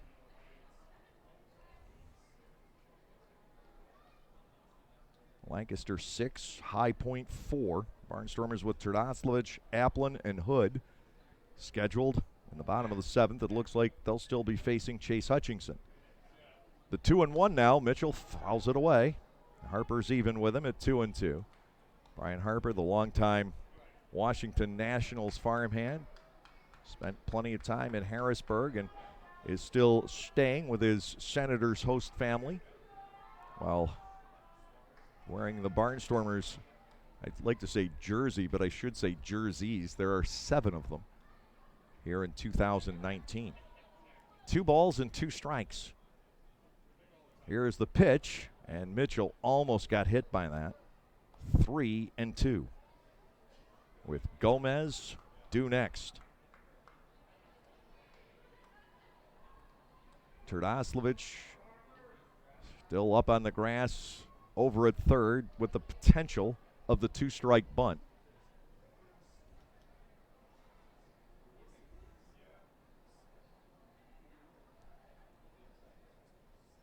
Three-two on the way. Harper deals, and that is strike 3 called on the inside corner. Well, Brian Harper comes in and settles things down in the 7th inning.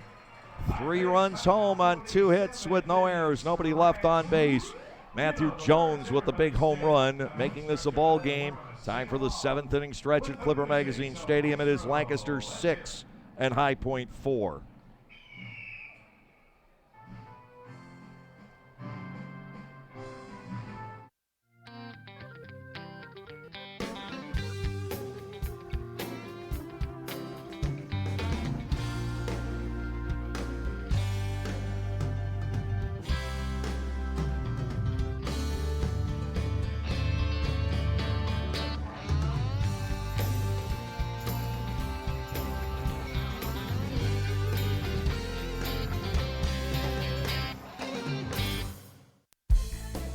This is Hall of Famer Carlton Fisk. Make your plans today to visit Cooperstown and the Baseball Hall of Fame and Museum. There it goes, the long drive. If it stays fair, home run. Reconnect with your memories of the game and make new memories with your family. Check out baseballhall.org today for more information. Carlton Fisk had a lot of little boy in him right there, Joe. The National Baseball Hall of Fame and Museum, preserving history, honoring excellence, and connecting generations. Just like a baseball team needs pitchers, sluggers, relievers, and coaches to win games, a fire company needs firefighters, drivers, fire police officers, and administrative help to be successful. Fire companies need to function as a well-oiled team too, through training, preparing, and working together like a team. When an emergency occurs, your local fire company responds to help save lives and property. Maybe it's time you stepped up to bat and offered to hit a home run for your community. Go to becomeafirefighter.org and sign up. You won't regret taking a swing for the fences. Join the fire service team.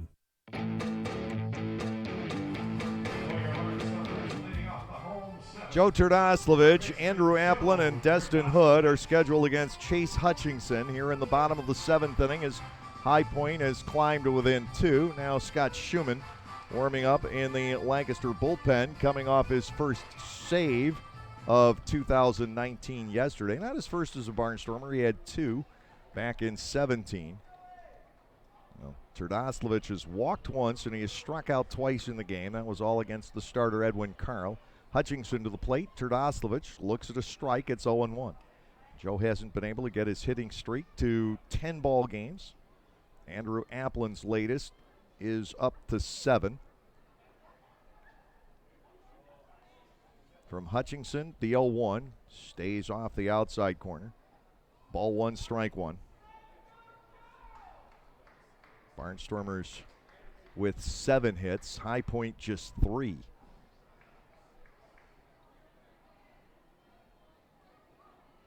Terdoslavich swings and fouls that away.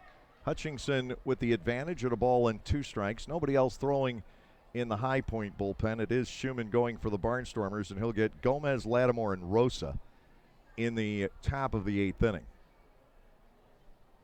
And then I would imagine, should the score stay somewhat where it is right now, we'll see Cody Epley for the 9th. Terdoslavich bats 1-2. The offering line drive right at the first baseman Cardullo as Joe tried to go the other way. He has to kind of hope the Barnstormers can get the lineup all the way around for him to extend his hitting streak. Andrew Applin with the biggest Barnstormer hit of the game, the tie-breaking 3-run homer back in the 5th inning. 27 of 28 he has hit in his latest streak. He is 11 for 29. This is his first home run in this most recent string of success. First pitch strike to Applin. It's 0-1 with Hood waiting on deck. Chase Hutchinson with his 3rd ball club here in the Atlantic League. The Arkansas native, 6 feet 5 inches tall. From a 3/4, almost a sidearm angle, works to Applin, and it's pulled foul on the ground, and a nice play out at the first base coach's box. 0-2. Maybe David Ruckert over there. No balls, 2 strikes to Applin with 1 gone in the bottom of the 7th inning. Hutchinson goes to work. Applin reaches out, punches this to left, and hardly having to move is Lattimore. The 2 guys try to go the other way on Hutchinson and make respectable contact, but both retired. Brings on Destin Hood. He's 0 for 3 tonight. And Destin has gone through this game to this point without hitting a ball hard.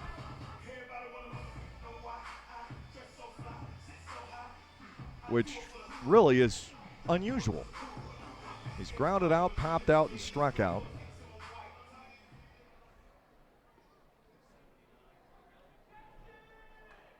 .6'4" Lancaster, bottom 7. Hutchinson to Hood. And a first pitch fastball, good for a strike. It is 0-1. Lancaster asking Scott Schumann to get the ball club through the 8th inning. Inside to Destin for a 1-ball, 1-strike count. Credit Brian Harper with a hold. He seems to have found something the last few days. The control is a lot sharper. To Hood, ball 2 off the outside corner, 2-1. Destin still doesn't have a base hit against High Point. 0 for 10 at this stage in the season series. 2 balls and a strike to the Lancaster DH. Hutchinson comes back, and Hood sends one soaring to left center field.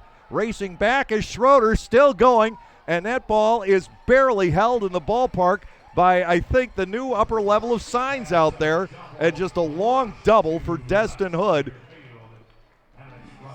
He crushed one, and he often does once a game. The ballpark just held it in.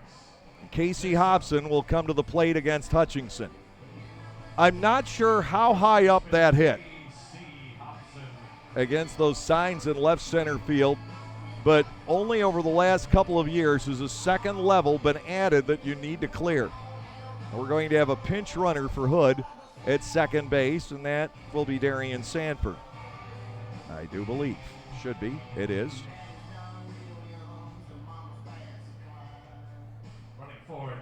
The pitch absolutely crushed by Destin Hood, but to a part of this ballpark that now is almost unreachable for a home run. It wasn't easy to begin with, and then they added another 4 feet of signs. So here's Hobson against Hutchinson, and a ball is outside and low, 1-0. KC aboard on an infield base hit and scored on the Torrance triple last inning.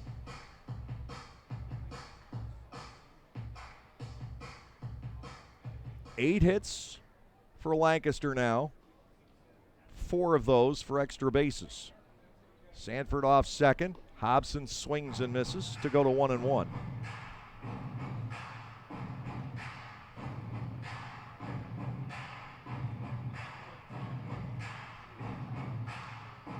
Michael Martinez, the switch hitting shortstop, having a good night tonight, waits on deck.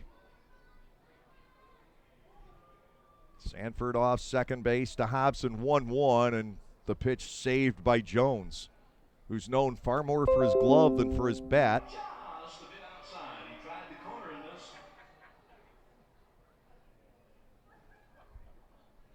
this. 2-1.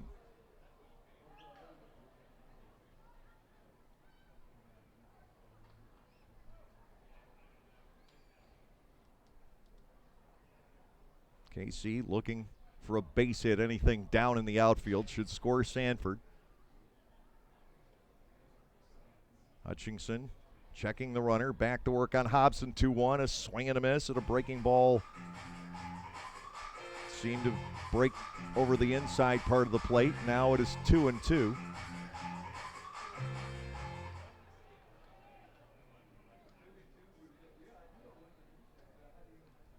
Lancaster looking for an insurance run in the bottom of the 7th inning. 2 balls, 2 strikes, 2 outs. Sanford off second. The pitch to Hobson well wide for ball 3. Full count coming up. Sanford not forced to go, but he might anyway.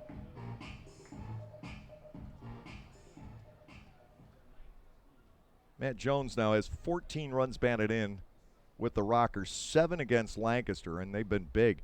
To Hobson, 3-2. He'll work out the walk. Martinez gets a chance.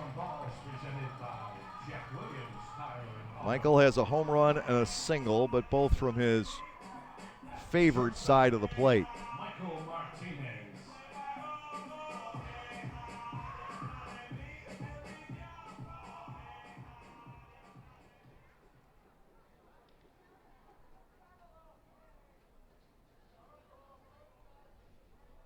First and second, Martinez standing in against Hutchinson. The left-hander delivers, and the pitch is popped up to the second baseman.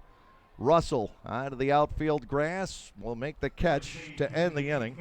Now the Barnstormers are unable to extend the lead. No runs, 1 hit with no errors. 2 men are stranded. We'll go to the 8th inning. Lancaster is up 6-4. Congratulations.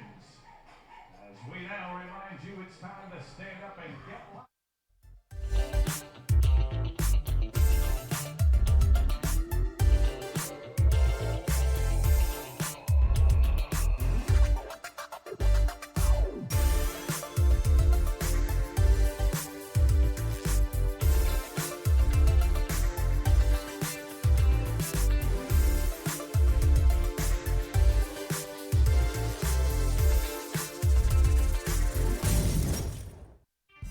Don't strike out when in need of new appliances for your home. Come to Gockenauer's in East Petersburg and see what buying from a hometown dealer is all about. We offer the best brands at the best prices, plus deliver, install, and service everything we sell.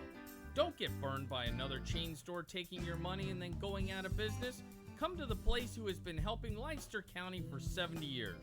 Your hometown dealer making the best brands better. Gockenauer's in East Petersburg.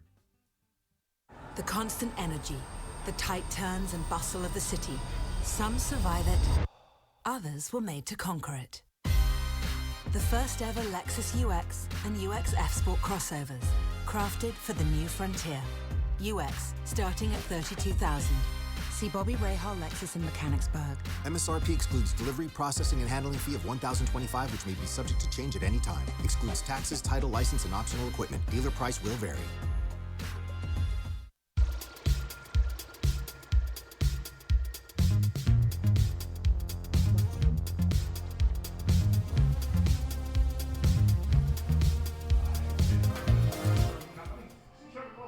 Scott Schumann takes over for the Barnstormers here in the 8th inning, fresh off his first save of the season yesterday.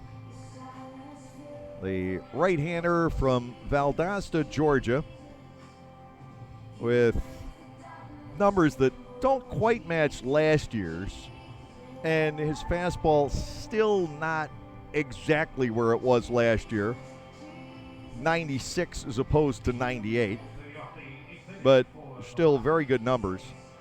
Schumann is into his 25th game. He's 2-1 with the 1 save and a 3.16 ERA, 18 hits, 9 earned runs in 25 2/3 innings. He has walked 10 and he has struck out 31 on the year. But when you take out the 1 start back in April on the 30th, he has only given up 4 earned runs in 23 innings out of the bullpen. That's about 1.57, so cut the ERA in half. Hector Gomez leading off the 8th inning. Gomez is 0 for 3, He has grounded out twice, flied out once, all against Albaladejo. Schumann ready to go. His first pitch is driven high in the air and fairly shallow to left field. Andrew Applin comes on. It's his play, and he makes the catch. One pitch, one out for Schumann. Bringing on Quincy Lattimore, who has flied out once and walked twice. Brian Harper with the hold tonight. He faced 2 batters, struck out 1, and cooled off the Rockers in the 7th inning following the 3-run home run by Matt Jones. For Harper, hold number 4. The Barnstormers are last in the league in that category and last by quite a bit, and there are so many explanations for it, but they're starting to come now. 1 out, Schumann to Lattimore, and the fastball is right there for a called strike. 0-1. Some of it's been the bullpen not holding the leads when they have the chance, but it seems like the Barnstormers are either trailing in games or up by too many runs for a hold to happen. To Lattimore, foul ball back to the screen. Again, Schumann with his fastball, and he has the right-handed batting left fielder at no balls and 2 strikes. Via Sergey Rosa waits on deck. He's a left-handed batter. Schumann has had great success against right-handed hitters this year. They only have 4 hits against them, and the Barnstormers a little grumbly about hit number 4 from yesterday. Breaking ball misses low, and it is ball 1 and 2 strikes to Lattimore. But the lefty batters only 4 out of 50 against Schumann, and the 4th hit was the one by Isaias Tejeda yesterday that he asked the Barnstormers, and I guess you could include me in it, thought should have been an error. 2-2 now on Lattimore as Schumann is outside. 1 out, nobody on in the top of the 8th inning. Lancaster needing to bridge 5 outs to get to the end of the ball game. The club leading 6-4. Morin, Mercedes, and Torrance due up in the bottom of the 8th inning, and there's some movement down in the High Point bullpen. 2 balls, 2 strikes on Lattimore. Schumann ready to go. Line pitch, and it's yanked out to left field. Applin gliding over, and he'll be there. Andrew Applin, the player of the game for the Barnstormers, with the 3-run home run, and he has tracked baseballs down all over left field. Devon Torrance has had a great game as well, but I think when you add it all up, the Applin home run and some of the plays he's made in left tonight, he is everywhere. 2 gone. And via Sergey Rosa, the designated hitter, steps in. He's 0 for 3. 2 ground outs and a strikeout for Rosa. Michael Russell, the second baseman, due next. The target set by Morin. Schumann to the plate. Rosa with a big swing and a miss at the fastball. It's 0-1. Left-handed batters, 341 off of Schumann, including that crazy high bounder off the bat of Carlos Franco yesterday. Schumann survived when Zach Sullivan's liner down the left field side was fouled by an inch or 2. Inside for a ball, it is 1-1 on Rosa. And then Sullivan popped out. Angelis Nina grounded out the third. And Schumann and the Barnstormers were through that scary finish with a 10-7 win over York. 1-1. And Rosa drives it to center. Back is Torrance. Barnstormers ahead 6-4.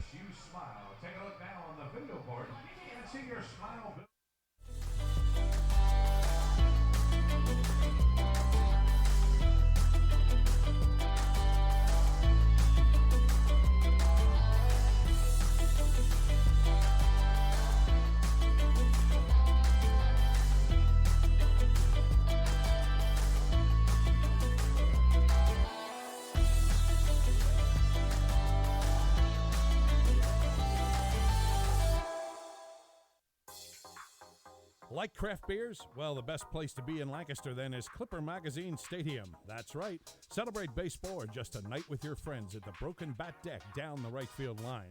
The Broken Bat features more than 20 local craft breweries and product from a local winery. Food is sold off a pub-style menu. And new for 2019, there will be a trivia contest every Saturday evening beginning at 5, hosted by Cheaters Never Prosper. So get together, hang out with your friends, make some new ones, and enjoy a night of craft beer sampling along with the Barnstormers game.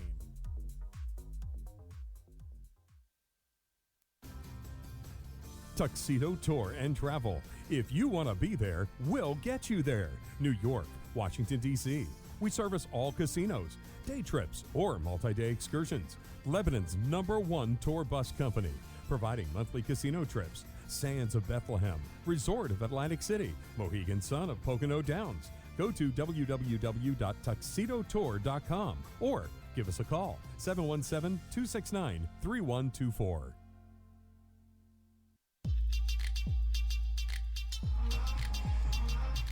Right-hander Paul Clemens is on in relief for High Point.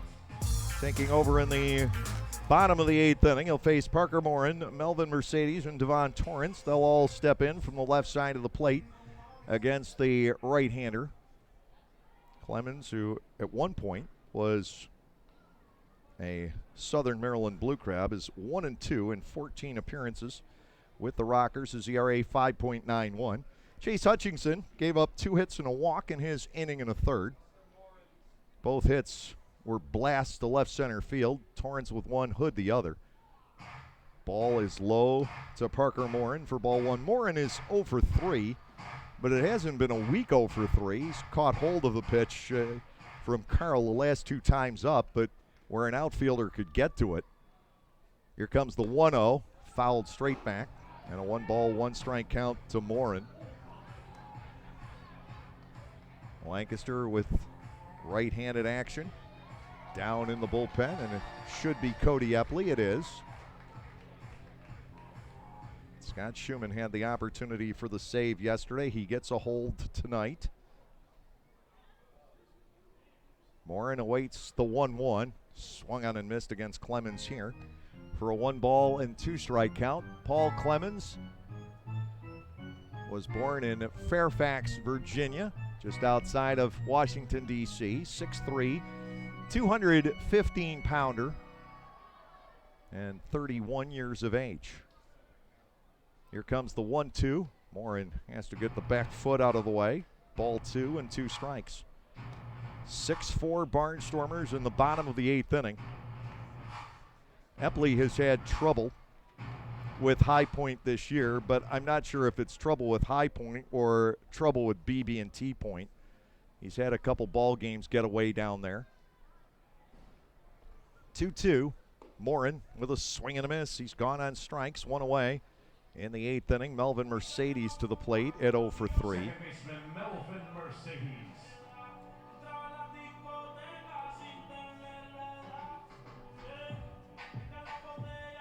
8 hits for the Barnstormers, so they haven't gotten to double figures tonight. Trying to do that for the 8th consecutive game. A couple short at this point. Clemens to Mercedes, and Melvin looks at a strike on the inside corner. Devon Torrance is on deck. Torrance with 3 hits in the game tonight. I suppose you could say he's the player of the game. It's between him and Andrew Applin. You'll be able to vote later on, the PSECU difference maker, and if Joey Greer doesn't put Applin and Torrance down as the 2 guys as the difference makers tonight, he and I are going to have words. 1-1 on Mercedes, and Melvin looks at ball number 2. It is 2 balls and a strike.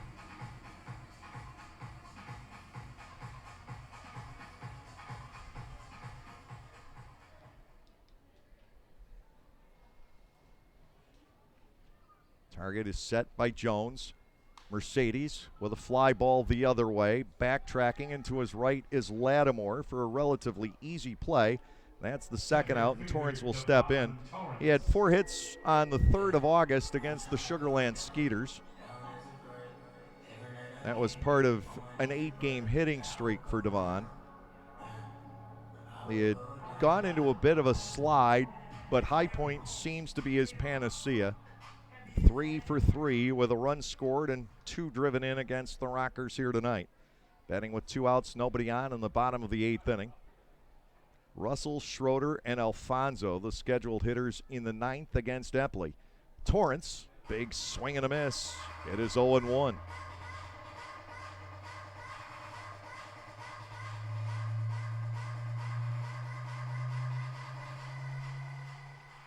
Devon's home run against the Rockers came off of Tyler Herron back on July 18th. It broke a 3-3 tie. The Barnstormers went on to win 5-3. 0-2 now on Torrance. 2 outs, bases clear here in the 8th inning. Paul Clemens into his motion, and Devon looks at a ball just a little bit up, maybe a little bit inside. 1-2.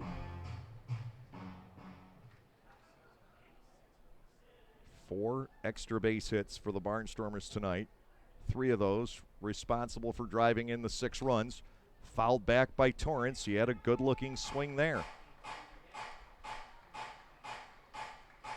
1-2 remaining on the Lancaster center fielder.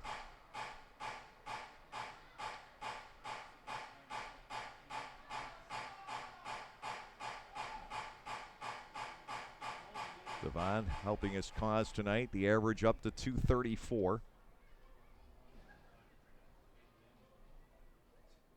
He has made so many great strides as a baseball player this year. 1-2, swing and a miss against Clemens here. The Rockers finally get him tonight. Clemens strikes out 2 in the inning. Nothing across for Lancaster. We will head to the 9th. The Barnstormers control the game at 6-4.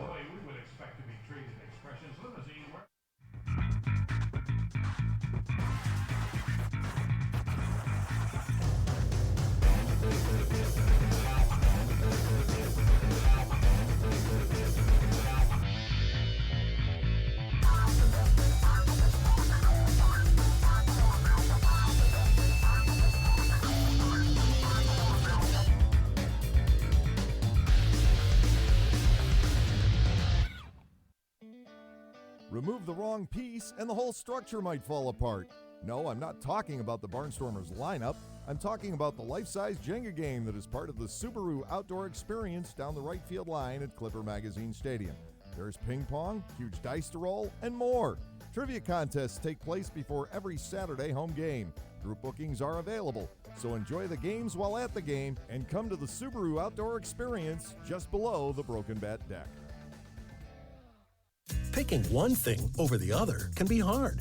Toast or avocado toast? Ooh, 4 or 5-inch heels. But with pick games from the Pennsylvania Lottery, drawn twice daily, picking's as easy as 2, 3, 4, or 5. Plus, add Wild Ball to any pick game for even more chances to win. It's simple. Hey, what'll it be?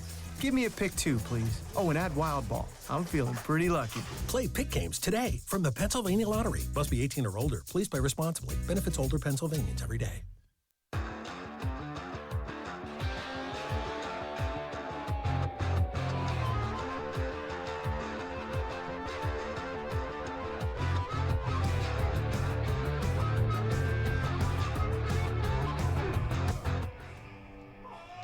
Cody Epley comes on for the top of the 9th inning. Lancaster up 6-4.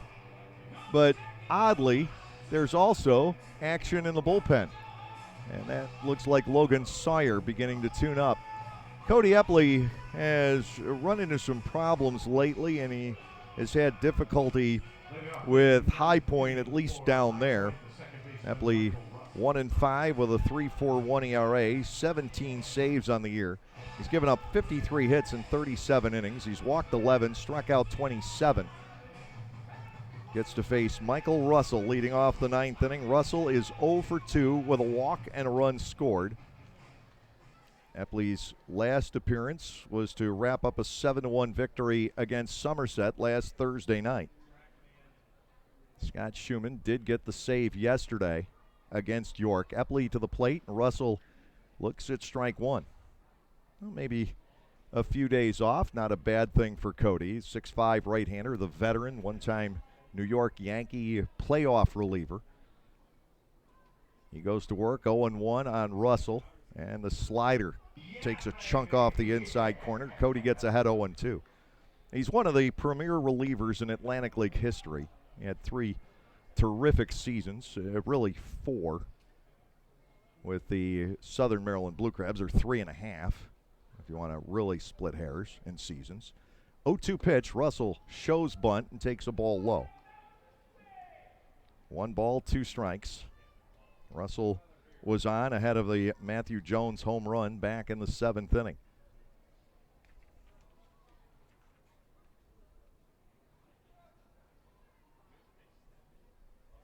One ball, 2 strikes. Russell awaits. Ground ball down the third base line. It is fair and headed toward the corner.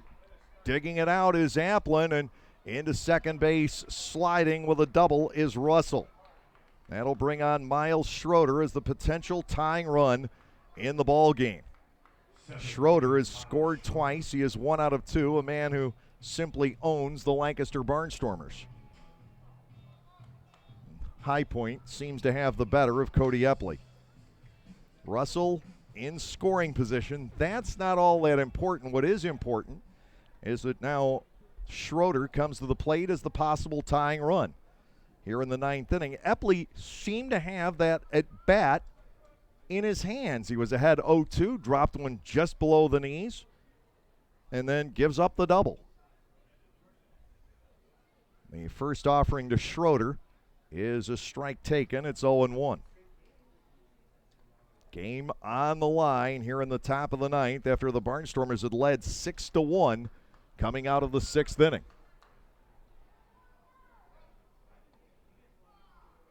Nothing in 1 to Miles Schroeder, switch hitting center fielder, batting from the left side. He takes a second strike. Again, Epley's ahead 0-2.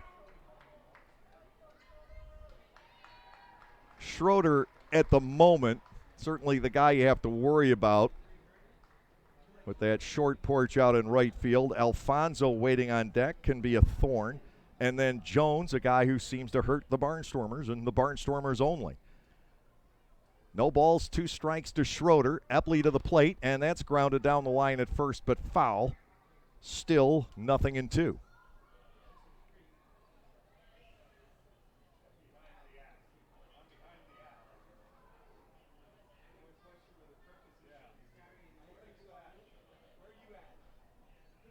York a winner tonight, 8-1 over Southern Maryland.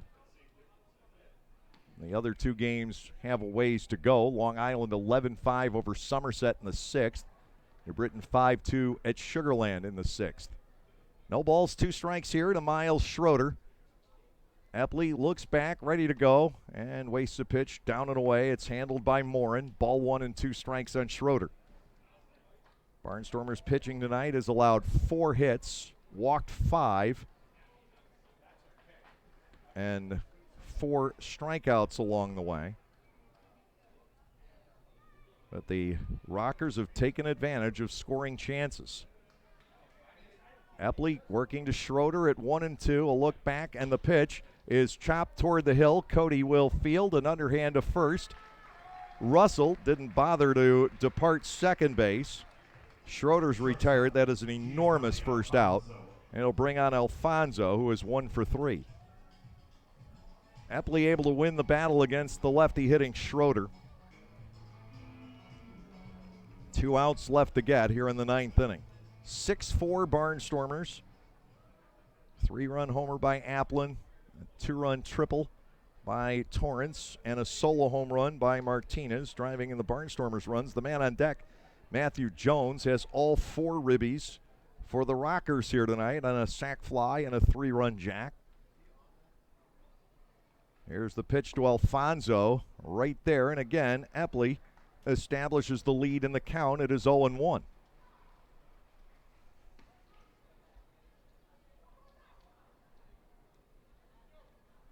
The 2 actual catchers for High Point, Matthew Jones and Frank Nigro, each have their only home run against the Barnstormers. I should say each has his.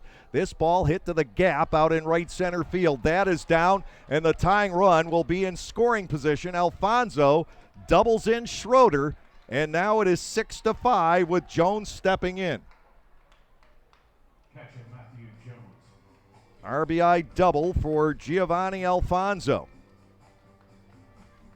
The game clearly on the line with Jones coming to the plate. He has driven in 4 runs, and then you've got Cardullo on deck. Alfonso with just his 11th extra base hit of the season He drives in his 25th run. You got to keep an eye on him or he's off for third base with that tying run. He has already stolen third once tonight. The batter is Jones, 1 out of 2 with 4 ribbies. Epley goes to work, and Jones looks at a ball off the outside corner, 1-0.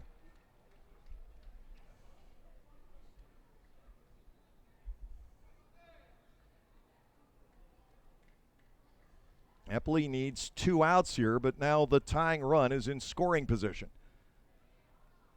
The ball 1 pitch, angles over but low, and Jones is up there 2-0. It was 6-1 at one point tonight. The Barnstormers have had difficulty holding leads lately. Managed by quite a bit Saturday night, but yesterday up 9-1, and it ended up 10-7. Ball 3 is low. It gets past Morin, and the tying run gallops ahead to third. And it's 3 balls and no strikes to Matt Jones. Cardullo waiting on deck, and then Mitchell. Now you've got to look ahead to the bottom of the 9th inning. The Barnstormers with the top of the order scheduled, Gindel, Terdoslavich, and Applin. You hope we don't see it, but it's becoming more of a possibility. The infield plays in for the Barnstormers. Alfonso at third with 1 out, 3-0 on Matthew Jones. The pitch is ball 4, and Jones takes the go-ahead run to first base. Steven Cardullo, the first baseman, will step in, and Lancaster will have to make a decision of whether to go for a double play on a ground ball or try to get the out at the plate. And Ross Peoples is going to keep his infielders most of the way up. Alfonso at third, Jones at first with 1 out. Cardullo is allowed 0 for 3.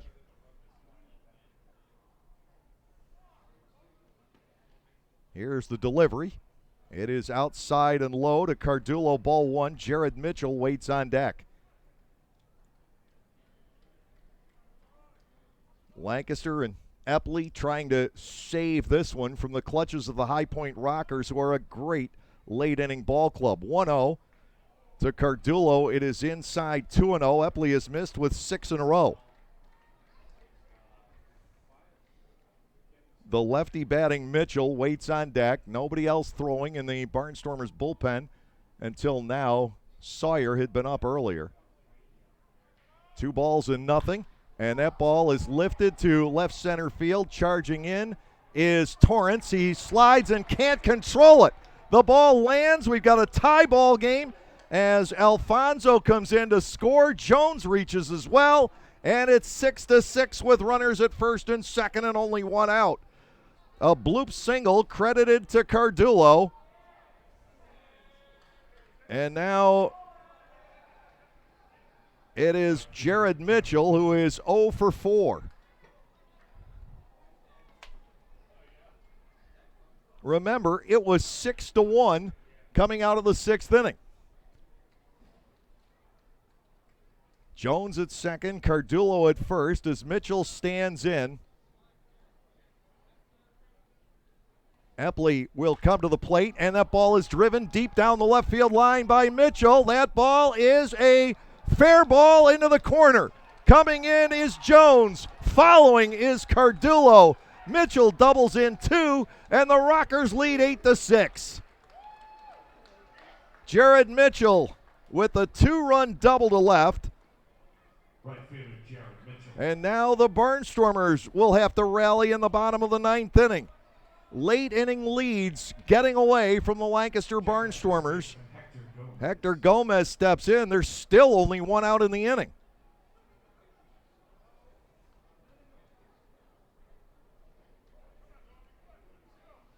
Gomez 0 for 4 tonight.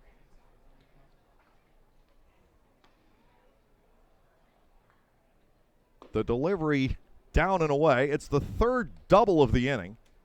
Cardullo with the bloop single to left center. The ball died on Devon Torrance out there. It looked all the way like he was going to make the catch. Now to Gomez, 1-0. Mitchell takes off for third. The ball fouled back to the screen. And Jared Mitchell's head first slide into third goes for naught.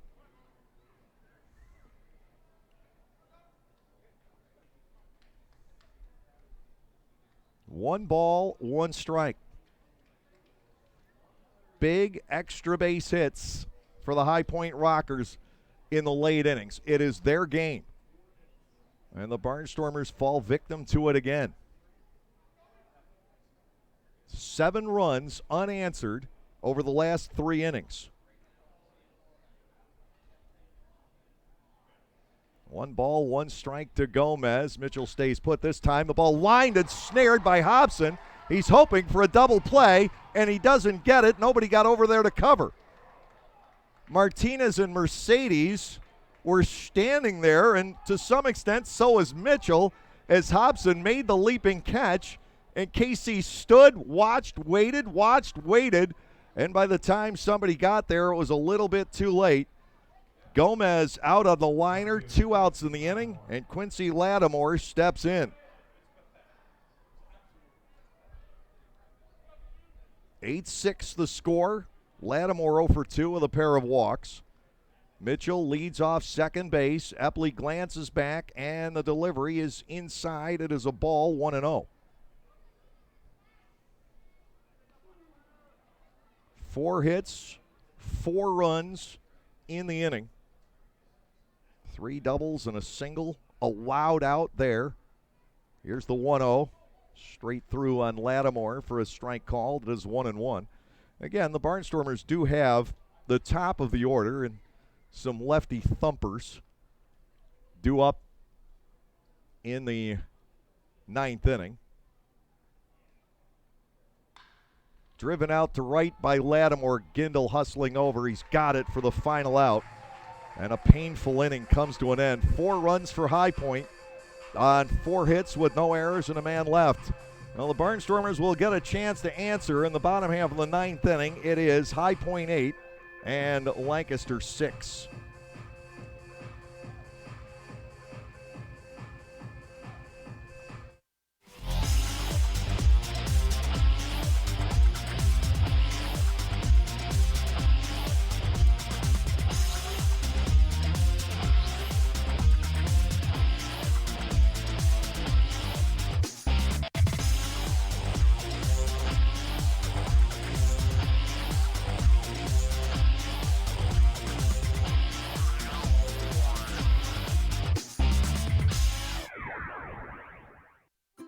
At Clipper Magazine Stadium, we have hot dogs and popcorn, peanuts, soda, and nachos. But what if, say, you are only 3 months old and mom wants to have a night out and watch the Barnstormers? Well, thanks to May Grant Obstetrics and Gynecology, the littlest of Stormer fans now have a place to go for dinner during the game. Tots can take mom to the Little Sluggers dugout behind Section 13 at the stadium for a comfortable private feeding experience. A brightly painted room with comfortable furniture and TVs tuned to the game, it is the perfect spot for baby and mom during a night at the ballpark. The constant energy, the tight turns and bustle of the city. Some survive it, others were made to conquer it. The first ever Lexus UX and UX F-Sport crossovers are crafted for those who were made for the city. UX, starting at $32,000. See Bobby Rahal Lexus in Mechanicsburg. MSRP excludes delivery, processing, and handling fee of $1,025, which may be subject to change at any time. Excludes taxes, title, license, and optional equipment. Dealer price will vary.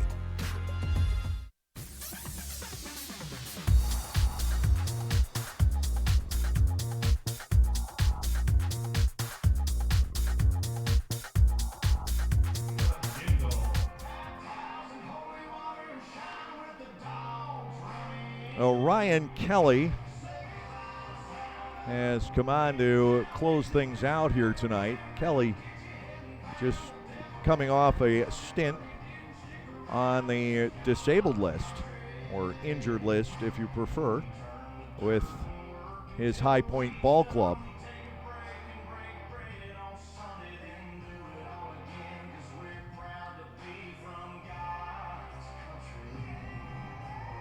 He is facing Gindel, Turdoslavich, and Applin here in the bottom half of the 9th inning.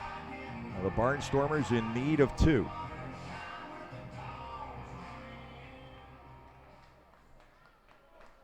Gindel is 0 for 3 with a walk. His on-base streak has been extended to 16 games.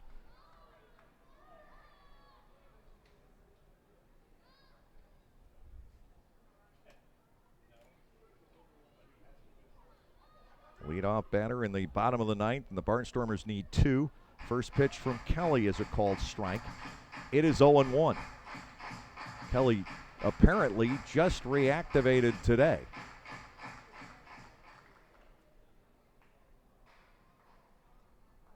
And the Barnstormers pick themselves up here, and you've got Sanford in the 4 spot this inning because he pinch ran for Destin Hood 2 innings ago.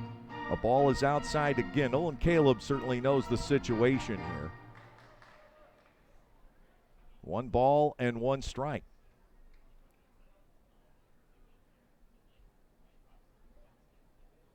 Right-hander Kelly delivers. It's looped to center field and in for a base hit. Gindel is on, and Turdoslavich will come to the plate as the possible tying run. Back come the Barnstormers in the bottom of the 9th inning. And it's not over yet.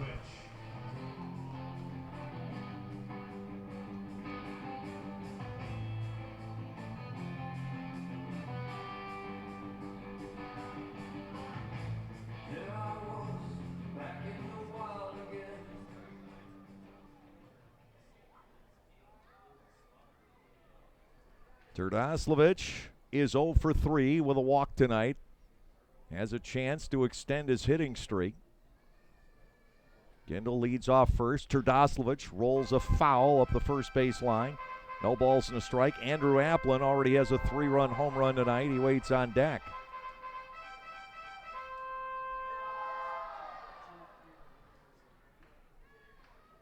Kelly, who spent a small amount of time with the Atlanta Braves back in 2015. Turdoslavich was also a Brave at one point, a little bit earlier. Breaking ball for a second strike. Joe's up there at 0-2.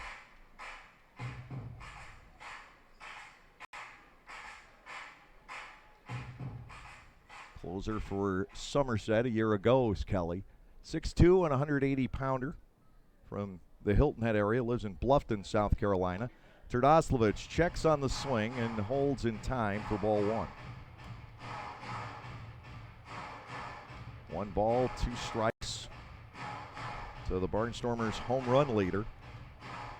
Tying run at the plate here in the bottom of the 9th inning.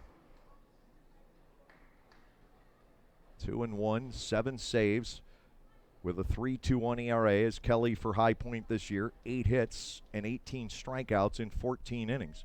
The 1-2, Turdoslavich with a ground ball, shortstop. Out at second base, the relay from Russell doubles up Turdoslavich. 6-4-3, and there goes that part of a budding rally in the 9th inning. And it brings on Andrew Applin to try and pull it out. Applin with a 3-run homer in the 5th inning. 1 out of 3 in the ball game. High Point 8, Lancaster 6. The Rockers scoring 7 runs in the last 3 innings. Huge hits. Jones driving in 4. Alfonso an RBI double. Cardullo ties it with a single. Mitchell puts High Point over the top with a 2-run double. Andrew Applin trying to keep it going for the Barnstormers. He grounds a foul to the first base dugout. It is 0-1. We've talked at length this season about the Barnstormers' record in close ball games, and they can't get a winning streak going here, one they desperately need because of close losses in games that are getting away in the late innings. Applin pops a foul straight back. It is 0-2. And unless something changes, the Barnstormers will be 16-37 in 1 or 2 run games. And they haven't lost a game in ages by more than 3. The last one was the 26th of July. They went down 11-6 to the Southern Maryland Blue Crabs. Applin takes a ball up and away. The count is 1-2. And that was a game the Barnstormers led 4-1 through 3 innings.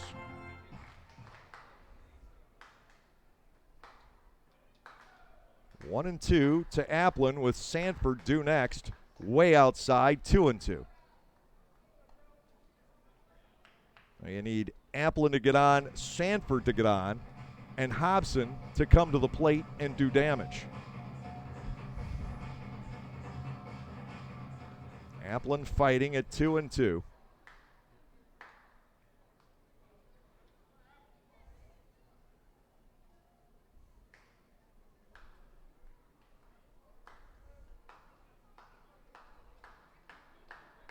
Here is the pitch from Kelly. Ground ball, shortstop. Easy play for Alfonso, and High Point has grabbed the opener of the series.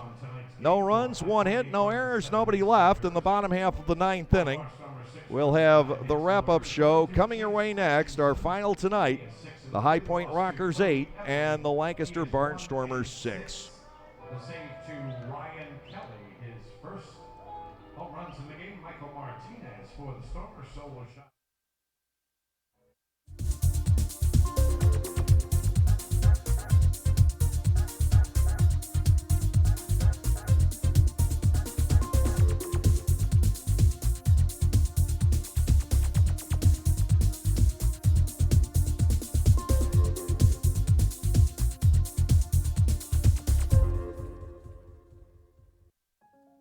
The National Baseball Hall of Fame and Museum is a place with thousands of stories to be told.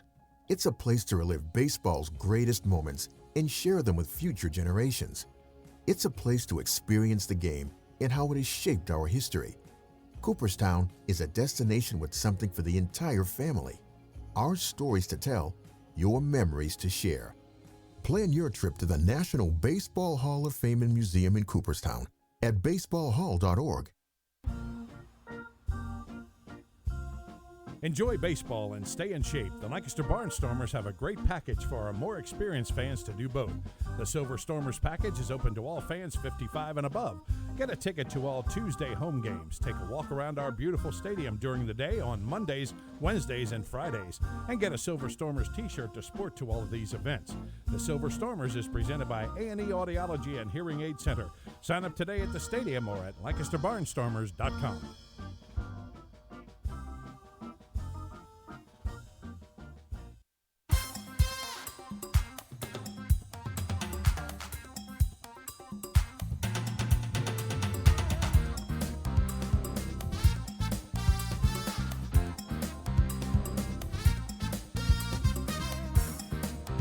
The Barnstormers dropped the series opener tonight to the High Point Rockers. 8-6 was the final for High Point. 8 runs, 7 hits, no errors, 5 left. Lancaster 6 runs on 9 hits with no errors and 6 runners left on base. The win goes to Paul Clemens. He's 2-2. Cody Epley absorbs the loss to drop to 1-6. Ryan Kelly with the save, his 8th of the season. We had some home runs here tonight for the Barnstormers. Michael Martinez, a solo blast, his 6th of the year. Andrew Applin, a 3-run homer, his 5th. And Matthew Jones connected with 2 aboard in the 7th inning, his first home run of the season. The ball game tonight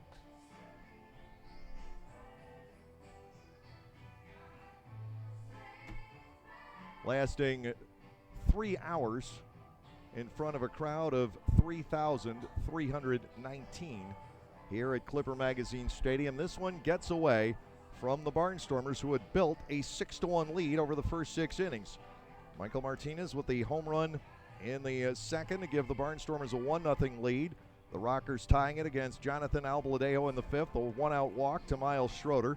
Giovanni Alfonso single to right center with Schroeder taking third. Matthew Jones delivering the run with a sacrifice fly to center. But in the bottom of that 5th inning, Andrew Applin clubbed a 2-out 3-run home run down the right field line. That followed a bunt single by Devon Torrance and a walk to Caleb Gindel. The Barnstormers led 4-1, and then when Torrance plugged the gap in left center field in the 6th inning with a 2-run triple, the Barnstormers went ahead 6-1. High Point started the comeback in the 7th. as Matthew Jones left one of the fatter parts of this ballpark for his first Atlantic League home run. A 3-run shot following a walk to Russell and a single by Schroeder. That made it 6-4. It stayed that way until the 9th inning. Michael Russell led off with a double on a 1-2 pitch. Schroeder grounded out with Russell taking third. Giovanni Alfonso doubled to the gap in right center. That made it 6-5. He was able to go to third on a wild pitch. Jones walked. Steven Cardullo tied the game with a blue pit, dying in front of Devon Torrance in left center. And then Jared Mitchell, the first pitch he saw, was driven down the left field line for a 2-run double into the corner. High Point pulls it out tonight by a final score of 8-6. Elsewhere in the Atlantic League, the York Revolution defeated the Southern Maryland Blue Crabs 8-1. New Britain leads Sugar Land 6-3 in the bottom of the 7th. Long Island is up now 11-8 over Somerset. They are just in the bottom half of the 6th inning of play. So the situation in the Freedom Division right now is this. If New Britain holds on against Sugar Land, York will be up by a game.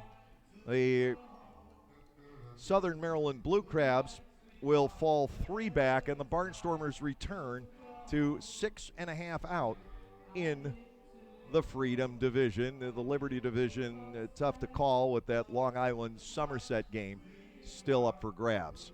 Major League Scoreboard tonight, plenty of action to go around, especially for a Monday. The Kansas City Royals taking on the Baltimore Orioles at Oriole Park at Camden Yards. And we're waiting for the page to refresh. When I say we're having internet issues at Clipper Magazine Stadium, we are. It is really slow once again tonight. Royals 5, Orioles 4. That is going to the bottom of the 9th inning. And in fact, in the bottom of the 9th, the tying run is on, but 2 out. The Washington Nationals with a huge lead, 13-0 at Pittsburgh in the top of the 9th inning. San Diego 3-2 over the Reds. That is in the bottom of the 9th. In the bottom of the 9th as well, Seattle with a 9-3 advantage over the Tampa Bay Rays. Cardinals are up 3-0 over Milwaukee.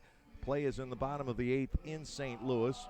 The Angels lead the Rangers 7-4. They're in the bottom half of the 5th inning, but the Rangers trying to put together a rally. White Sox over the Twins 4-2 in the bottom of the 6th. The Astros lead the Tigers 5-3 in the 6th inning.